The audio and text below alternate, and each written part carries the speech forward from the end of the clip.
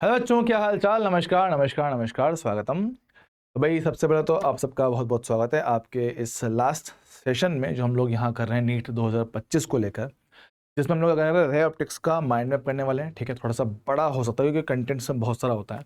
ठीक है, लेकिन उससे पहले एक सिंपल बात करता हूँ। मैं यहाँ पे आपके कमेंट्स पढ़ रहा था जो हमने वेव ऑप्टिक्स का माइंड मैप डाला है। आप लोग लगातार वही एक ही बात को लिए बैठे हो, सब महा रिविजन करवा दो बच्चों। मतलब इस तरह से नहीं बोलना चाहता हूँ, पर बात यह है कि अब वो बहुत बड़े बेवकूफ़ हो इस वक्त में आप, कि आप खुद सोचिए कि सर हमने पूरे साल खुद से सेल्फ स्टडी नहीं किया है, और इस आखिर के कुछ एक हफ्ते में या आखिरी के एक हफ्ते के अंदर जो पढ़ाई है उसमें भी हम किसी और के भरोसे बैठे कि यार कोई और आके में रिविजन करवा दे। यकीन मानना, मैं किसी की बुराई नहीं कर रहा हूँ, पर बात समझो कि इस वक्त आपका बैठकर 12 घंटे 13 घंटे 15 घंटे 17 घंटे का लेक्चर लेना हम ले लेंगे, हमें मतलब कोई समस्या नहीं है, कोई प्रॉब्लम हमें है नहीं। पर बात आप खुद समझिए कि ये वो टाइम है जहाँ पे आपको खुद से सेल्फ स्टडी करना चाहिए, अपने नोट्स को बार बार पढ़ना चाहिए। नोट्स आपके पास है, उसमें पूरा कंटेंट है, उसमें सारा PYQ है, वैसे क्वेश्चन हमने ढूंढ ढूंढ के छाट छाट कर डाले हुए हैं, वो सारा कंटेंट आपके पास वहाँ पर है। ये वो टाइम जहाँ पे आपको अपने सारे नोट्स को बार बार पढ़ना है, बार बार रिवाइज करना है, सारे फॉर्मूले याद करने हैं, सारे PYQ करना है, और जितना ज़्यादा हो पाए उतना ज़्यादा आपको टेस्ट देना है। बात समझ लो, जितना ज़्यादा हो पाए उतना ज़्यादा आपको टेस्ट देना है। यहाँ अब अगर आप लोग 15-15 घंटे के एक 11th का और एक 12th का जाके महारिजन लोगे, 30 घंटे आप लोग खराब कर रहे हो। और 30 घंटे की क्लास लेने के बाद मुझे गारंटी बोलता हूँ आप अगले दिन किताब पे हाथ नहीं लगा पाओगे। सिंपल सा फंडा है। मैं ये नहीं बोलता कि मैं करवा नहीं सकता, मैं करवा सकता हूँ, पर बच्चे बात तो समझ, उससे कोई फायदा तो तुम्हारे पास हो। इस टाइम आपके लिए सबसे ज़्यादा अगर बेनिफिशियल कोई चीज़ है, सबसे ज़्यादा कोई आपका जो फायदा कर सकती है वो आपकी सेल्फ स्टडी है। जितना ज़्यादा हो पाए इस टाइम अपने नोट्स को रिवाइज कीजिए, फॉर्मूले याद कीजिए, और हो पाए तो टेस्ट और PYQ करिए। इससे बढ़िया कुछ नहीं है। मुझे पता है कि तुम लोग इस वक्त भी क्या है, 10 बहाने ढूंढते हो, 10 जगह ढूंढते हो, भाई यहाँ से ये पढ़ लूँ, वहाँ से ये कर लूँ। बच्चे, पूरे साल हमने यही किया है, हमने पूरे साल यही तो काम किया है। यही तो वो रीज़न है जिसकी वजह से हम टाइम टू टाइम अपने बैकलॉग हमेशा इकट्ठे करते रहे हैं, कभी सिलेबस टाइम से पूरा कर नहीं पाए हैं, और उसकी वजह से ना जाने कितने सारे टेस्ट आप लोगों ने छोड़े हैं या मिस करे हैं। क्यों सर? क्योंकि हमारा बैकलॉग होता है। क्यों? क्योंकि मैं कभी मैं उस यूट्यूब पे पहुंच जाता हूँ पढ़ने के लिए, कभी मैं वहाँ पहुंच जाता हूँ रिविजन करने के लिए, कभी यहाँ पहुंच जाता हूँ इस बैच में, है ना। प्रॉब्लम हमारे साथ यही है, कभी इस एक चीज़ पे बैठ कर तमीज़ से अगर सेल्फ स्टडी कर ली जाए तो भाई सब कुछ पॉसिबल है। फिर तुम बोलते हो कि सर हम पढ़ाई तो कर रहे हैं लेकिन नंबर नहीं आ रहे। अरे पढ़ाई देखने को पढ़ाई नहीं बोलते हैं। कोई टीचर साहब हमें पढ़ा रहा है, हम उसको देख रहे हैं, हमने उसको रिवाइज कर लिया, उसको पढ़ाई नहीं बोलते हैं। पढ़ाई पढ़ाई तब होती है जब आप लोग बैठकर अपने हाथों से क्वेश्चंस को सॉल्व करते हो, PYQ करते हो, तब उसका कोई मतलब होता है। और कुछ नहीं हो सकता। यकीन मानना, सामने अगर टीचर खड़ा हो के आपको 2500 क्वेश्चन करवा दे आज का खड़ा होके, लेकिन तब भी आप लोग पास नहीं होगे। क्यों सर? क्योंकि क्वेश्चंस का सेंस तब है जब उसको अपने खुद के हाथों से सॉल्व किया जाए। वो कॉन्सेप्ट दिमाग में सिर्फ तब छपेगा जब आपने क्वेश्चंस को पढ़ के समझना सीखा है कि हाँ यार मैंने क्वेश्चन किया है, इसमें ये डेटा दिया हुआ है, उसको सॉल्व करना सीखा है, तब जाके आप चीज़ें सीख पाते हो। प्रॉब्लम यही कि आप अभी भी बहाने, अभी भी दूसरे ऑप्शंस ढूंढ रहे हो जिसके ज़रिए आपको मेहनत कम करनी पड़े। अरे बेवकूफ़ो, कभी तो मेहनत करो, कभी तो थोड़ा एफर्ट डालो। ये वो वक्त है जहाँ पे सच में आपको मेहनत करने की ज़रूरत है। मैं क्लियरली बोलता हूँ ये बात। आप अपने आप से, अपने अंदर से, अपने अंदर की जो अंतरात्मा है उससे पूछना, आंखें बंद करके पूछना, क्या मैं बैठ के अगर यहाँ खड़ा होकर 15 घंटे 16 घंटे का महारिविजन करवा दूँ, क्या उससे तुम्हारा सिलेक्शन कन्फर्म हो जाएगा क्या? अगर तुम्हारा अंतरात्मा से आवाज़ आती कि भैया सर आप बस खड़े होके ना 16-17 घंटे पढ़ा दो, हम पास हो जाएंगे, क्या अगर ये गारंटी तुम लोग मुझे देते हो ना, मैं पढ़ा देता हूँ। मैं आज अभी शुरू करता हूँ, मेरे को चाहे जितना मर्जी लगे, मेरे को 24 घंटे लग जाए, मैं चाहे बेहोश होकर कील पड़ के मर जाऊँ, कोई दिक्कत नहीं, 24 घंटे मैं पढ़ाऊँ तुम्हें। पर बात यह है कि उस चीज़ का अगर तुम्हें फ़ायदा हो तो मतलब है, पर नहीं। यकीन मान, अपने एक्सपीरियंस से बोल रहा हूँ, इस आखिरी वक्त में जितना ज़्यादा फॉर्मूला रिवाइज करोगे, जितना ज़्यादा कॉन्सेप्ट को रिवाइज करोगे, जितना ज़्यादा नोट्स को रिवाइज करोगे, आपके लिए उतना अच्छा रहेगा। सर क्यों? क्योंकि भाई कभी मैं भी स्टूडेंट रहा हूँ, हम जितना क्लास में पढ़ाते हैं एग्जाम में उससे आसान ही आता है। और एग्जाम में बैठ कर, सेंटर में बैठ कर, अगर कोई ऐसा क्वेश्चन आपके सामने रहा जो डायरेक्ट फॉर्मूला बेस है, लेकिन फॉर्मूला ही याद नहीं आ रहा है, यकीन मानना अपने आप को कोसोगे तुम लोग। क्या सर ने कहा था फॉर्मूले रिवाइज कर ले, फॉर्मूले पढ़ ले पढ़ ले पढ़ ले, पर मैं नहीं कर रहा था। मैं लेकिन मानना उस टाइम पे अपने आप को इतना कोसोगे ना कि यार फॉर्मूला ही तो था, फॉर्मूला याद आ जाता तो 4 नंबर पे मिल जाता आराम से। ठीक है, तो बच्चे आपसे वही कह रहा हूँ, ये माइंड मैप क्यों दे रहा हूँ, यही रीज़न है ताकि ये जो 10 घंटे का लेक्चर है ना उसको किसी तरह से 1-1.5 घंटे में ख़त्म कर पाऊँ, ताकि आपको सारा कॉन्सेप्ट रिवाइज हो पाए। समझो भाई, मेरा तो फायदा था ना, वन शॉट है मेरा फायदा ही है, मेरे नंबर ऑफ व्यूज़ बढ़ जाते हैं, वॉचिंग आवर्स बढ़ जाता है, मेरे को बढ़िया काम मिल रहा है, मेरे को बड़े पब्लिसिटी मिल रही है। पर तुम्हारे लिए क्यों कर रहा हूँ, क्योंकि कम टाइम में आप लोग सारा कंटेंट रिवाइज कर पाओ, ज़्यादा फोकस आप लोग अपनी सेल्फ स्टडी पे दे पाओ। सबसे बेस्ट बेटा आपके लिए वही है। अभी तक ले रहा था क्यों, क्योंकि अभी अपने पास टाइम था, सफिशिएंट टाइम था कि हाँ चल रहा है, सब कुछ हो जाएगा। लेकिन जब मुझे लगा कि यार अब बच्चों को सच में अपने लिए टाइम चाहिए, अपने सेल्फ स्टडी के लिए टाइम चाहिए, इसलिए मैंने ये डिसीजन लिया। और इसलिए लिया है क्योंकि इस चैप्टर से क्या क्वेश्चंस, एक तो पिछले काफ़ी वक्त से क्वेश्चन कम आ रहे हैं, और जो आता है वो डायरेक्टली फॉर्मूला बेस आता है, और टफ आता है तो फिर ऐसा टफ आता है जो किसी से नहीं होता। तो बेकार में इस पे बैठ कर 10 घंटे खराब करने से कोई मतलब नहीं। सिंपल फंडा है। अब तुम्हें ये बात समझनी पड़ेगी, और नहीं समझ सकते हो भाई तो मैं क्या बोलूँ तुम लोगों को। अगर तुम्हें महारिविजन देखना है कोई दिक्कत नहीं, PW में मेरा 12th क्लास का महारिविजन पढ़ा हुआ है लास्ट ईयर का। तो लास्ट ईयर का मैं कंटेंट सेम ही है, कंटेंट सेम है, आप उसको जगह देख सकते हो, कोई दिक्कत नहीं। उसमें सारे PYQ A to Z covered है, सब कुछ कवर्ड है उसमें, एकदम पूरा कंप्लीट है। तो 12th क्लास आप वहाँ पे कंप्लीट कर सकते हो। और रही बात 11th क्लास महारिविजन, वो अभी भाई विष्णु नागड़ सर ने भी करवाया है, अच्छा करवाया, आप जाकर उनको देख सकते हो, कोई दिक्कत नहीं। पर बच्चे भाई ये कि बहाने मत ढूंढो इस वक्त भागने के, मेहनत से मत भाग। जितना तुम लोग मेहनत से भागोगे आपकी सक्सेस आपसे उतना दूर भाग जाएगी, समझ लो। जितना आप अपनी मेहनत से दूर भागोगे आपका सक्सेस, आपकी सफलता आपसे उतनी ही दूर भागती चली जाएगी। सफलता उनको मिलती है जो मेहनत करते हैं, जो एफर्ट डालते हैं, और जो तुम एफर्ट नहीं डालोगे तो भूल जाओ तुम कभी लाइफ में सक्सेसफुल बन पाओगे। सिंपल बात है। चलो भाई शुरू करते हैं। रे ऑप्टिक्स टॉपिक थोड़ा बड़ा है, ठीक है, पर हाँ पढ़ेंगे उसको आराम से। आओ भाई सब लोग फोकस करते हैं। आजा आजा आजा, रुकना एक मिनट, रुको, ये रहा। बात समझते हैं। हमने कहा भैया कि प्रकाश की होती है 2 तरंगी। हाँ सर, अब यहाँ हम जो बात करते हैं प्रकाश की कणीय प्रकृति मानते हुए सारी की सारी उसकी परिघटनाओं समझते हैं। तो मेरे पास क्या है कि एक समय बात करते हैं कि प्रकाश क्या होता है। सब प्रकाश में दृश्य प्रकाश की EM वेव होती है ना, दृश्य प्रकाश की EM वेव इलेक्ट्रोमैग्नेटिक वेव होती है, विद्युत चुंबकीय तरंगे होती है, जिनकी जो लैम्बडा होता है वो दृश्य प्रकाश मतलब कि 400 नैनोमीटर से 700 नैनोमीटर के बीच में होता है, ठीक सर।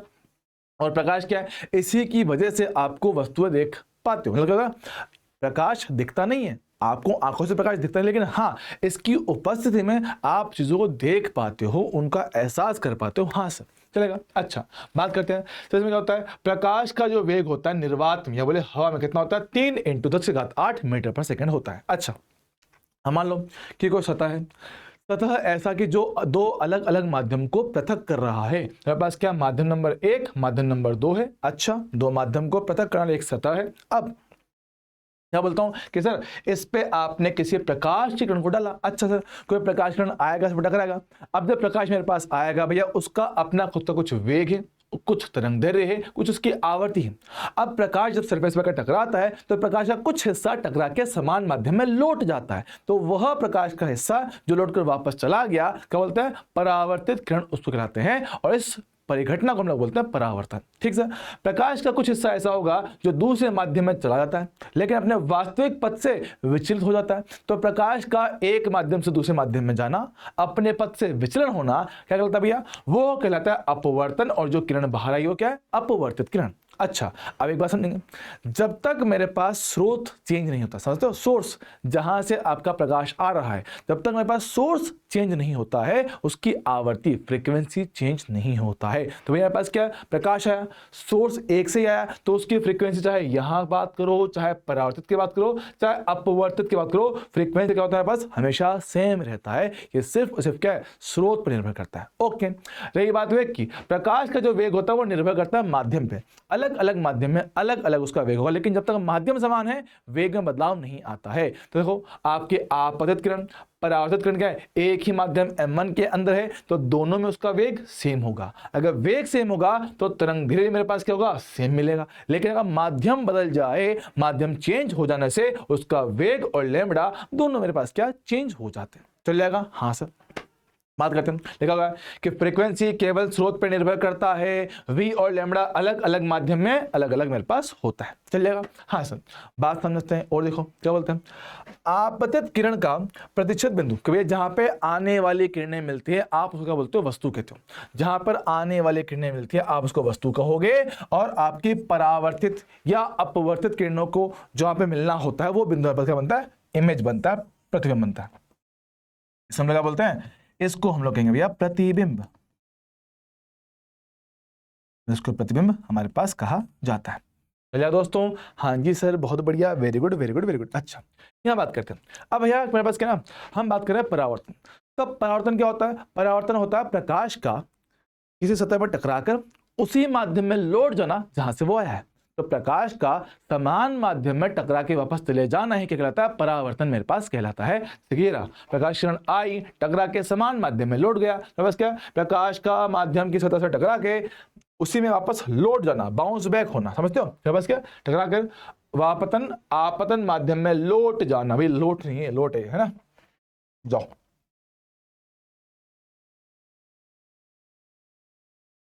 ठीक है, आपतन माध्यम में लौट जाना ही क्या कहलाता है पास, हाँ कहाँ गया, आपतन माध्यम में प्रकाश का लौट जाना क्या कहलाता है पास, परावर्तन कहलाता है। अच्छा, बात समझ। अब इसका एक सिंपल सा नियम होता है, काम की बात जो होती है कि आपतन कोण और परावर्तन कोण के पास क्या होता है, समान होता है। कि भैया कि किरण आपका आया है, टकरा के वापस गया। एक नियम और भी होता है, हालांकि इतना काम करना होता है, बस वहां पढ़ना होता है। परावर्तन के नियम में बात करते हैं। परावर्तन के नियम में हम लोग कहते हैं कि जो आपकी आपतित किरण होता है, जो आपका परावर्तित किरण होता है और जो आपका अभिलंब होता है, ये तीनों एक ही तल में होते हैं। अच्छा, उस तरह काम की बात कि आपके इस अभिलंब के साथ आने वाली किरण ने जितना कोण बनाया है उतना ही कोण जाने वाली किरण बनाती है। अच्छा, या बोले आने वाली किरण ने दर्पण के साथ जितना कोण बनाया है उतना ही कोण जाने वाली बनाती है दर्पण के साथ। सब बहुत बढ़िया। मेरे पास क्या होता है, दोनों का कोण मेरे पास क्या होता है, सेम होता है। दोनों का कोण मेरे पास भैया क्या होता है, सेम टू सेम होता है। भैया रुक जाओ, उसको खोल देते ना, गर्मी लग रही है। ठीक है, आ जाओ। ओके, सब बात क्लियर क्या, हाँ सर एकदम बढ़िया। अच्छा, बात करते हैं अब मेरे पास क्या होता है, रियल ऑब्जेक्ट से वर्चुअल इमेज बनाता है। सब बोल दो, मेरे पास जो समतल दर्पण होता है इसमें अगर मेरे पास वस्तु वास्तविक है तो वास्तविक वस्तु से आभासी प्रतिबिंब बनता है, और अगर मेरे पास आभासी वस्तु है तो आपको रियल इमेज उससे बनता है। सर डायग्राम बताओ, डायग्राम्स में ना देखो, अगर मैं इसकी बात करता हूँ समझिएगा, मेरे पास क्या ये दर्पण है, ये भी दर्पण है, दोनों चीजें एक साथ देखते हैं। अगर मेरे पास वास्तविक वस्तुएं, तो वास्तविक मतलब जहां पर किरणें वास्तव में मिल रही होती हैं, और वास्तविक वस्तु है पास क्या है कि ये वस्तु सामने है भैया, हाँ सर, दर्पण के सामने होगा तो वास्तव में होगा, तो ठीक है, तो इससे किरणें जाएंगी, तो आने वाली किरणें जहां मिलती है वो बनता है ऑब्जेक्ट। टकरा के भैया वापस जाती है, टकरा के वापस जाती है, जब इनको पीछे बढ़ाओगे तो जहां मिलता है वहां मिलता है इमेज। समझ लो, तो आपको वास्तविक वस्तु से आभासी इमेज मिलता है। सर आभासी क्यों बोल रहे हो, क्योंकि दर्पण के पीछे मिलाना पड़ रहा है, मिल नहीं रहा है, वहां पे किरणें जाती नहीं, दर्पण के पीछे किरणें जाती ही नहीं है, आपको बढ़ाना पड़ रहा है, बढ़ाना पड़ा मतलब आभासी। अच्छा, तो सेम काम यहां बात करता हूं कि सर आने वाली किरणें मान लो ऐसी आई है ना, पास पास आ रही है, लेकिन सर मिली नहीं है, आपस में मिल नहीं पा रही है। हाँ सर, तो मिलाने के लिए क्या आपको इसको पीछे बढ़ाना पड़ेगा, मिलाने के लिए पीछे बढ़ाना पड़ेगा, तो जहां मिलेगी वो है ऑब्जेक्ट। पर सर आपको किरणों को मिलाना पड़ा, मिली नहीं, मिलाना पड़े तो वो आभासी है, तो आभासी वस्तु वर्चुअल ऑब्जेक्ट है, और किरणें टकरा वापस आएंगी, तो जहां मिलेंगी वो बना पास क्या, इमेज। ऐसे क्लियर है क्या, हाँ सर बहुत बढ़िया, एकदम से। ये बात करते हैं आगे। अब सर पास क्या, प्रतिबिंब हमेशा दर्पण के ठीक पीछे बना, देख पा रहे होगा सर, हमने देखा कि मेरे पास ये रहा ऑब्जेक्ट, इसके ठीक पीछे आपको मिला है इमेज। हाँ सर, तो जितना आगे आपका ऑब्जेक्ट होता है उतना ही पीछे मेरे पास क्या होता है, उसका इमेज बन जाता है। क्या बात करें, तो प्रतिबिंब हमेशा दर्पण के ठीक पीछे समान दूरी पे बनता है, मतलब क्या है, वस्तु का और इमेज का दोनों का जो दर्पण से दूरी होता है वो एकदम सेम टू सेम होता है। तो अगर डी दूरी पे आगे वस्तु वस्तु है तो d दूरी पे पीछे मेरे पास उसका इमेज बन जाएगा। बात करता हूं सर, अब घड़ी वाले सवाल होते हैं, घड़ी वाले। हाँ सर, कि मान लो अपने पास क्या है, दर्पण के सामने रखा है घड़ी, उसका इमेज बनेगा यहाँ पे, तो घड़ी में समय अलग दिखाई जाएगा और उसकी इमेज से बनने वाला समय मेरे पास अलग होगा। इनके क्वेश्चन आपसे पूछता है तो सिंपल बात क्या है, के पास क्या है कि घड़ी का समय और प्रतिबिंब का समय दोनों मिला के कितना 11:60 होना चाहिए, 11 घंटे 60 मिनट मेरे पास होना चाहिए। अच्छा, तो अगर आपको मान लो घड़ी का समय देता है तो उसको यहां लाना, आपको प्रतिबिंब का समय मिल जाएगा। अगर आपको यह पता है तो वो निकाल सकते हो, कोई दिक्कत नहीं, चल जाएगा। हाँ सर, उसके अलावा अक्सर काम पड़ेगा। काम का पॉइंट मेरे पास अगला ये होता है कि मान लो अगर मुझे अपनी इमेज को दर्पण में देखना है, तो किसी वस्तु के प्रतिबिंब को दर्पण में देखना होता है, तो जितना मेरा आकार है मुझे कम से भी कम उसके आधे आकार का दर्पण चाहिए होता है। ये यहां लिखा होता है, किसी भी वस्तु का पूर्ण प्रतिबिंब देखने के लिए आधे आकार के दर्पण की आवश्यकता होता है। ठीक भाई, चलेगा? हाँ जी सर, बहुत बढ़िया। बात करते हैं विचलन कोण। बात करें कि अकेला एक दर्पण है, किरण आया टकरा के चला गया, विचलन कोण होता है कि अपने पथ से कितना वो विचलित हो गया। देखो, अगर मेरे पास बीच में दर्पण नहीं होता, बीच में दर्पण नहीं होता तो किरण मेरे पास यहां जाती। हाँ सर, लेकिन अभी वो इतना घूम गया तो मेरे पास क्या, ये है उसका विचलन कोण। अच्छा, तो क्या होता है फॉर्मूला 180 - 2i। सर ठीक है, इसमें i क्या है, i को हम लोग कहेंगे आपतन कोण। I को हम लोग कहते हैं आपतन कोण, कि कितने कोण पे आपकिरण आया है। ध्यान रखना, आपतन कोण आपको हमेशा ही दर्पण के अभिलंब से लेना होता है, दर्पण के साथ नहीं। दर्पण के अभिलंब, इसके साथ कोण लेना है। ठीक सर, चल जाएगा? हाँ सर। और मान लो कि मान लो मेरे पास क्या है, दर्पण होगा दो, क्या पास एक दर्पण मेरे पास ये रहा, एक दर्पण ये रहा, इन के जो कितना थीटा कोण है, और आपने इन पे किसी किरण को डाला। सर किस कोण पे, कोई फर्क नहीं पड़ता, कोई फर्क नहीं पड़ता, किसी भी कोण पे आप लोग किरण को डाल दो, कोई दिक्कत वाली बात नहीं है। तो जब मेरे पास क्या है, किरण आएगी, टकरा टकरू के पूरा फाइनल बाहर निकलेगी, तो उसका जो अंतिम विचलन कोण होगा अपनी प्रारंभिक दिशा के साथ, वो कितना 360 - 2 थीटा। तो थीटा क्या है, थीटा मेरे पास क्या है, दोनों दर्पण के मध्य कोण। क्या बोलते हैं, थीटा मेरे पास क्या है, दर्पणों के मध्य कोण। दर्पणों के मध्य कोण, अच्छा है सर, वेरी गुड है, बहुत बढ़िया, 1 नंबर, चल जाएगा। ओके सर, बात करेंगे अब बोलते हैं आपतन कोण पर निर्भर नहीं करता। सर क्या, ये वाला क्या पास क्या है, आपकी किरण कितने कोण पे आके टकरा रही है उससे कोई फर्क नहीं पड़ रहा है। हमारे पास आपका होने वाला कुल विचलन 360 - 2 थीटा ही रहेगा, आई से फर्क नहीं पड़ता है। तो मेरे पास क्या, ये हमेशा फिक्स है जब तक थीटा मेरे पास सेम रहेगा। चल जाएगा? हाँ सर, बहुत बढ़िया। अच्छा, अगला, अगर मेरे पास दर्पण पे कोई किरण लंबवत आके टकराता है, मतलब कैसे, कि मान मेरे पास ये है आपका दर्पण, अगर मेरे पास क्या है, कोई किरण आके इस पे लंबवत ऐसे टकरा है, मेरे पास क्या है सर, अभिलंब भी यही बनता है। हाँ सर, अभिलंब भी मेरे पास क्या, यहीं पर ही बनेगा। तो आने वाली किरण का इसके साथ कोण कितना होगा, 0 होगा। तो आपतन कोण इसमें होता है 0, और ऐसे केस में क्या होता है, किरण टकरा के इसी रास्ते वापस लौट जाती है। अच्छा, तो सेम रास्ते लौट जाएगी, बस क्या है, दिशा उल्टा होगा, तो आया गया। तो इस केस में क्या होता है, आपको मिलने वाला विचलन होता है 180 डिग्री। कितना होता है, 180 डिग्री होता है। या फिर हम इसको ऐसे भी कह सकते हैं कि प्रकाश किरण ने अपने पथ का पुनः अनुसरण किया है, कि जिस रास्ते आया था उसी रास्ते वापस लौट गया। अच्छा, तो अपने रास्ते वापस लौटने के लिए सतह पे, दर्पण की सतह पे लंबवत टकराना होता है। तो ये पॉइंट भैया याद रखना, काम का पॉइंट होता है। और इसी पे आते हैं तेरे पास क्या सवाल बनता है कि सर मान लो कि 2 दर्पण ऐसे हैं। हाँ सर, 2 दर्पण आपस में किसी कोण थीटा पर हैं। ओके, और आपने किसी प्रकाश की किरण को यहां पे इस पर डाला है, डाल दो। सही, इसका क्या मेरे पास आपतन कोण है। तो हम ये कह रहे हैं कि अगर मेरे पास किरण आती है किसी एक दर्पण के समांतर और वो अपने पथ का पुनः अनुसरण करना चाहती है, एक बार याद रखिएगा कि आने वाली किरण किसी एक दर्पण के समांतर हो, कन्फर्म है, तभी ये काम करना। ठीक है, तो अगर आपकी आने वाली किरण एक दर्पण के समांतर है और हम चाहते हैं कि अपने पथ का अनुसरण करे, अब सवाल बनता है ऐसा कि दूसरे परावर्तन के बाद अपने पथ पे वापस लौट जाए, तीसरे परावर्तन के बाद अपने पथ पे वापस लौट जाए, चौथे परावर्तन के बाद अपने पथ पे लौट जाए, तो उसके हिसाब से क्या है, शॉर्टकट हमला क्या होता है, 90/n। सो n क्या है कि कौन से परावर्तन के बाद अपने पथ पे वापस जाना है। दूसरा तो n का मान 2, तीसरा तो इनका मान 3, चौथा तो इनका मान 4, उसके हिसाब से रखना, आपको थीटा मिलेगा। थीटा क्या है, थीटा मेरे पास दोनों दर्पण के मध्य कोण है। थीटा मेरे पास क्या है, थीटा मेरे पास क्या है, दोनों दर्पणों के मध्य कोण होगा। चल जाएगा दोस्त? आगे बात करते हैं, ठीक है। अगला पार्ट, सर हमसे पूछ सकता है क्या, प्रतिबिंब की संख्या, क्या हमारे पास क्या है, प्रतिबिंब की संख्या की मेरे पास क्या है, ऐसे दो दर्पण रखे किसी कोण पे, हाँ सर दो दर्पण है, इनके बीच में क्या है, कोई वस्तु रख दो, इनके बीच में क्या है, कोई वस्तु रख दी जाए, तो ऐसी अवस्था में क्या है, आपको जो इमेज मिलती है वो दो से ज्यादा मिलती है। अवस्था ज्यादा कितनी हो सकती है, वो डिपेंड करता है उनके बीच के कोण पे। तेरे पास क्या है, बनने वाले प्रतिबिंब की संख्या n की बात कर रहा हूँ, n है ना, तो n के लिए क्या है, सबसे पहले आप निकालोगे m, सर m को तो 360 बटा थीटा, सर थीटा क्या है, थीटा मेरे पास क्या, दोनों दर्पण के मध्य कोण। अब ये जो m है, अगर ये m मेरे पास क्या सम संख्या आती है, ऐसी संख्या जिसमें दो का भाग दिया जा सकता है, 2 4 6 8, हाँ सर, तो अगर सम संख्या मेरे पास आता है तो बनने वाले प्रतिबिंब की संख्या m-1 होगा, हमेशा m-1 होगा।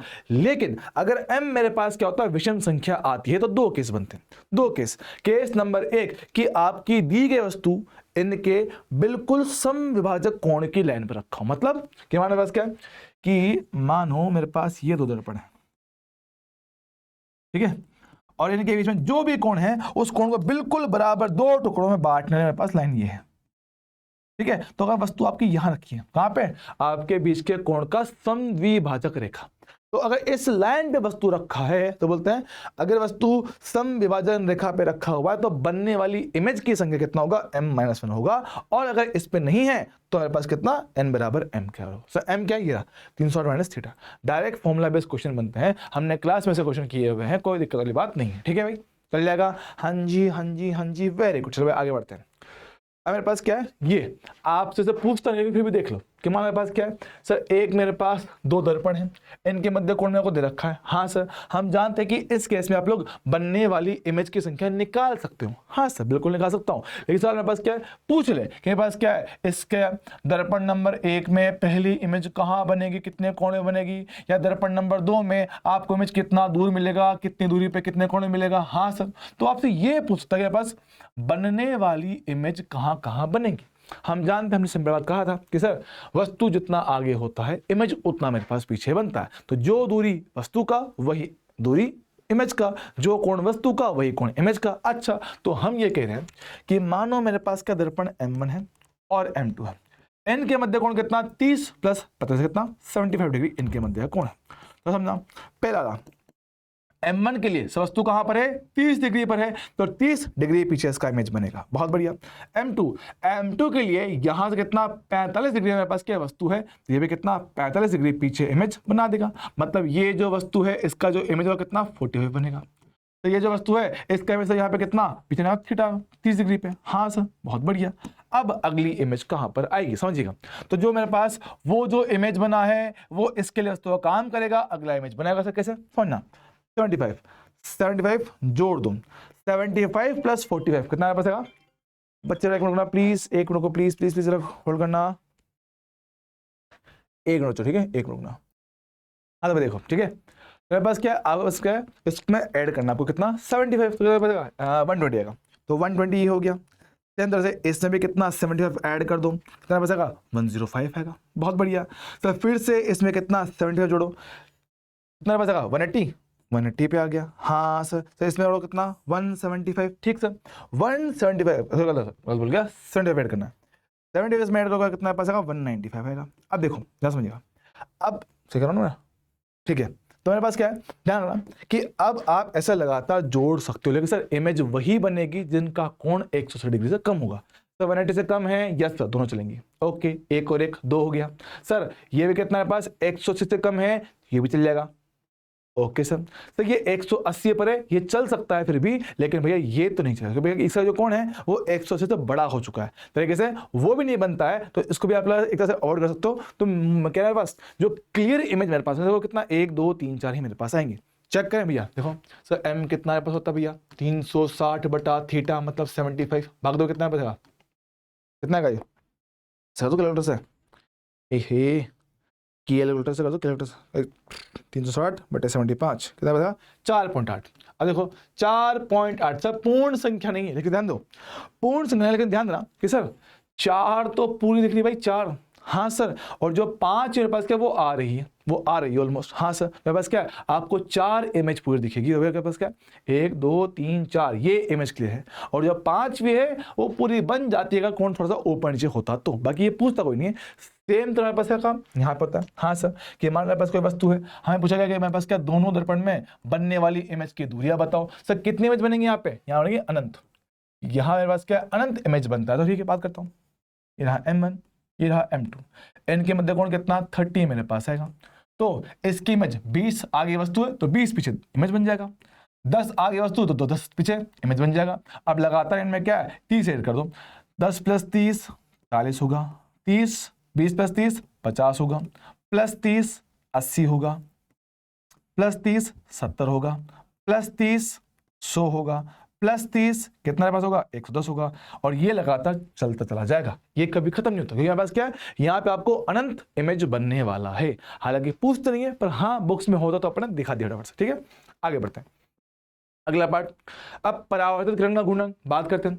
परावर्तित किरण का घूर्णन हम कहते हैं कि अगर आप लोग अपनी आने वाली किरण को किसी कोण थीटा से घुमा दो, आने वाली किरण को किसी कोण थीटा से घुमा दो, तो जो आपकी परावर्तित किरण होता है वो इससे एकदम उल्टा उल्टा उल्टा घूमेगा। मेरे पास क्या भैया, ये घूमेगा एकदम उल्टा। तो अगर ये मेरे पास क्या है, घड़ी के चलने की दिशा है, तो उससे उल्टा क्या होगा, एंटी क्लॉकवाइज होगा। और सेम वैल्यू के साथ सेम से मतलब क्या है, अगर वो घुमाए थीटा तो ये भी कितना थीटा ही घूमेगा। अगर ये ओमेगा से घुमाओगे या ओमेगा से घूम जाएगा, तो अगर घुमाने की रफ्तार ओमेगा है तो ये भी उतनी ही रफ्तार से घूम जाएगा। सेम काम यहाँ करते हैं दर्पण का घूर्णन। हम कहते हैं पास क्या है कि अगर दर्पण को घुमा दे, तो क्या कि अगर दर्पण को घुमाया जाए, मेरे पास क्या होता है, जब दर्पण को घुमाते हो तो आपकी जो परावर्तित किरण होता है वो समान दिशा में। ये भैया अगर आपने दर्पण को घुमाया कैसे, क्लॉकवाइज घुमाओगे तो वो भी क्लॉकवाइज ही घूमेगा, लेकिन दुगने मान के साथ, डबल 2 थीटा से। अच्छा, अगर आप इसको किसी रफ्तार ओमेगा से घुमाओ तो वो समान दिशा में कितना डबल वैल्यू से घूम जाएगा, समान दिशा में डबल वैल्यू से घूम जाएगा। हाँ सर, इस पे आधारित सवाल मैंने क्लास में करवा रखा है, वही मैक्सिमम वैरायटी है, उससे ऊपर नहीं बनता है, हालांकि उसके आने के भी चांस बहुत कम होते हैं। ठीक भाई, अगला पास क्या है, प्रतिबिंब का वेग। प्रतिबिंब की वेग की बात करते हैं, समझिएगा। हम कहते हैं कि अगर मेरे पास कोई वस्तु दर्पण के लंबवत गति करता है, क्या बोलता हूं, दर्पण के लंबवत गति, भैया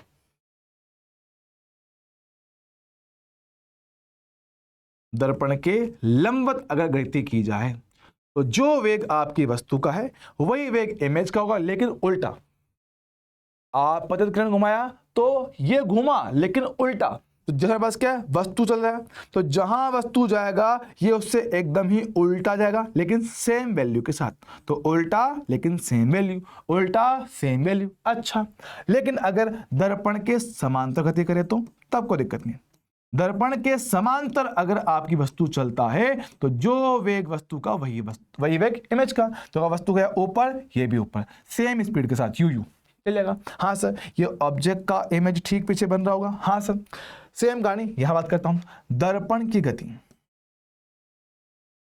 अगर दर्पण गति करता है तो, अगर दर्पण गति करता है तो इमेज जो है ना वो चलता है डबल से। देखो, दर्पण चला तो इमेज चला समान दिशा डबल वैल्यू के साथ। तो अगर आपका दर्पण यहां जाता है तो इमेज समान दिशा में डबल वैल्यू के साथ गति कर देता है। अरे बहुत बड़े सर, तो इनमें इन्हीं छोटे छोटे कॉन्सेप्ट पे आधारित सवाल बनेगा और सीधा सिंपल बनता है, कोई बहुत टिपिकल चीजें में नहीं बनता। लगा दोस्त? हाँ sir, very good very good very good. अगला बात मेरे पास कहता है गोलीय दर्पण। देखो अभी हमने बात किया वो था मेरे पास समतल दर्पण, जिसमें सबसे ज्यादा वैरायटी होती है, लेकिन अब जो मेरे पास पार्ट है वो काफी छोटे छोटे छोटे और प्यारे प्यारे पार्ट है। इनमें क्वेश्चन बनते हैं, डायरेक्ट फॉर्मूला बेस बनते हैं, बहुत ज्यादा दिमाग नहीं लगाने का। तो गोलीय दर्पण क्या होता है, कांच की एक गेंद से, कांच के गोल गेंद से छोटा हिस्सा काट लिया जाए तो वो बनता है दर्पण, और एक सरफेस बन जाता है। अगर आप उसकी एक सरफेस को पॉलिश कर दो तो दर्पण बन जाता है। हाँ सर, तो जिस गोले की बात कर रहे हैं, तो जिस गोले का काटा गया तो उस गोले का केंद्र क्या बनता है, सेंटर ऑफ कर्वेचर, है ना। सेंटर ऑफ कर्वेचर उसको क्या कहते हैं, वक्रता केंद्र कहते हैं, है ना। जिस उसकी जो त्रिज्या होगी उसको बोलते हैं वक्रता त्रिज्या, आपका रेडियस ऑफ कर्वेचर उसको कहा जाता है। ठीक भाई, चलेगा। और जो आपने हिस्सा काटा है उसके केंद्र बिंदु हम लोग क्या बोलते हैं, पोल कहते हैं, ध्रुव कहते हैं। और इनको मिलाने वाली जो लाइन बनता है आप उसको कहते हो मुख्य अक्ष। मुख्य अक्ष उसको कहा जाता है। चल जाएगा। हाँ सर, अब बात करते हैं कि अब एक बात करते हैं कि अब इस पे किस सरफेस को पॉलिश करते हो, उसके हिसाब से क्या है, दो तरह के दर्पण मेरे पास बन जाते हैं। अगर उसकी बात करूं उस सरफेस की, तो उस सरफेस पे अगर हम लोग अंदर वाली ना, अंदर वाले पार्ट को कर दे पॉलिश, ये आपका बनता है आपका उत्तल दर्पण। क्या था बस, ये उत्तल दर्पण इसको कहा जाता है। लेकिन अगर उसी सरफेस के बाहर वाले हिस्से को पॉलिश कर दे तो ये आपका बनता है अवतल दर्पण। क्या बनता है दोस्त, अवतल दर्पण इसको कहा जाएगा। ओके सर, चलेगा। अब हम बात करें कौन सी, उपाक्षिक किरणें। तो क्या होता है, ये वो किरणें होती है जिनका दर्पण पे बनने वाला आपतन कोण काफी कम होता है, काफी छोटा था, मतलब कि 5-7 डिग्री के आसपास, उससे ऊपर नहीं होता। ठीक है, तो 5-7 डिग्री या उससे कम मेरे पास होता है। तो ऐसी किरणें जो कि मुख्य अक्ष के काफी नजदीक से आती है, तो समझो मेरे पास ये दर्पण है। हाँ सर, तो अगर कोई किरण मेरे पास क्या होता है, मुख्य अक्ष के काफी नजदीक से आती है, तो उसके लिए यहाँ पे बनने वाला आपतन कोण काफी छोटा होता है, स्मॉल होता है। और इन किरणों को हम लोग क्या बोलते हैं, उपाक्षिक किरणें बोलते हैं, है ना। और इनके लिए जो होता है फोकस दूरी का फॉर्मूला कितना होता है, r/2। r क्या है, r मेरे पास आपका वही वक्रता त्रिज्या, जिस गोले से काटा है उस गोले की त्रिज्या r/2। चल जाएगा दोस्त। हाँ सर, बहुत बढ़िया, बहुत बढ़िया, बहुत बढ़िया। अच्छा, अब बात करते हैं हमारे पास किसकी, दिशा की बात करते हैं, चिन्ह परिपाटी। तो समझते हैं कि मानो मेरे पास ऐसे कोई दर्पण है, तो जिस दिशा में आपकी किरणें जा रही हैं, जिस दिशा में किरणें जा रही हैं, तो तीर वाले भाग की तरफ क्या होता है, प्लस वाला भाग होता है, और पूंछ वाले साइड पे क्या बनता है, माइनस बनता है। और मूल बिंदु मानते हो इसको, किसको, पोल को। तो पोल को मानते हैं मूल बिंदु। जिस दिशा में किरणें जाएंगी आप उसको मानते हो प्लस का एक्स अक्ष, ऊपर वाला प्लस वाई, नीचे वाला माइनस वाई। ऐसे हम लोग इसमें बात करते हैं। अच्छा, तो बात समझते हैं। यहाँ सिंपल सा फंडा आप लोग समझ सकते हो कि मान लो कि अगर कोई वस्तु दर्पण के सामने होता है, दर्पण के सामने मतलब कि यहां कहीं होता है, तो वो रियल होना चाहिए। दर्पण के सामने हमेशा रियल काम होता है, उसके पीछे जो होता है वो आपका होता है आभासी। अच्छा, तो अगर आपकी वस्तु उस तरफ है, मतलब नेगेटिव साइड पर है, तो u का वैल्यू नेगेटिव होना मतलब रियल ऑब्जेक्ट होना है, और u का मान धनात्मक होना मतलब क्या है, वो आपका आभासी वर्चुअल ऑब्जेक्ट बनेगा। ठीक सर, तो भाई u क्या है, u वस्तु का पोल से दूरी। समझ लो कि अगर मेरे पास यहां पे वस्तु है, तो वस्तु का पोल से जो होता है दूरी, वो बनता है u। सेम तरह से जो इमेज होता है, इमेज प्रतिबिंब का पोल से दूरी बनता है v। वही काम अगर मेरे पास v जो मेरे पास है माइनस में आता है, यहां बनता है, सामने बनता है, तो v माइनस मतलब कि रियल इमेज है, धनात्मक मतलब कि वर्चुअल इमेज मेरे पास बनेगा। ठीक है। अच्छा, एक आपका बात करेगा आवर्धन क्षमता। आवर्धन क्षमता आपको यह बताता है कि आपको जो दिया गया दर्पण है उससे बनने वाली इमेज कैसी रहेगी, मतलब छोटा रहेगा या बड़ा रहेगा। तो आवर्धन क्षमता यही दिखाता है कि कितना आवर्धन हो पा रहा है, कितना बड़ा आप इमेज को कर पा रहे हो। तो मेरे पास क्या होता है, height of image upon height of object, प्रतिबिंब का आकार बटे वस्तु का आकार। तो इसका फॉर्मूला क्या होता है, -v/u। सो v कितना, ये रहा, u क्या मेरे पास, ये रहा। अच्छा, तो अब अगर क्या होता है, इसमें सिंपल फंडा मेरे पास यही होता है आपका कि अगर m का आकार, सॉरी देखो उसको जगह नहीं, यहाँ डालता हूँ, मानना कि अगर मेरे पास m का जो मान है वो 1 से बड़ा आता है, इसका मतलब ये होता है कि हमारे पास हाइट ऑफ इमेज ज्यादा है, ऑब्जेक्ट मतलब बड़ी इमेज बनी है, बड़ा इमेज बना है। अच्छा, अगर m का जो परिमाण है वो 1 से कम हो जाए, तो ऐसे केस में क्या होता है, इमेज की हाइट कम होती है ऑब्जेक्ट की हाइट से, मतलब जो इमेज मिला वो कैसा, छोटा मिला है, छोटा मिला है। अगर m का परिमाण मेरे पास क्या है, 1 के समान आ जाए, तो इमेज और ऑब्जेक्ट दोनों का आकार समान होता है, दोनों सेम साइज के मेरे पास होते हैं। अच्छा, सेम साइज बनेगा, बहुत बढ़िया। तो ये आपको मैं देखना किससे, परिमाण से, वैल्यू से, भाई उसके साथ नंबर क्या है, 1 है, 2 है, 3 है, वो देखना।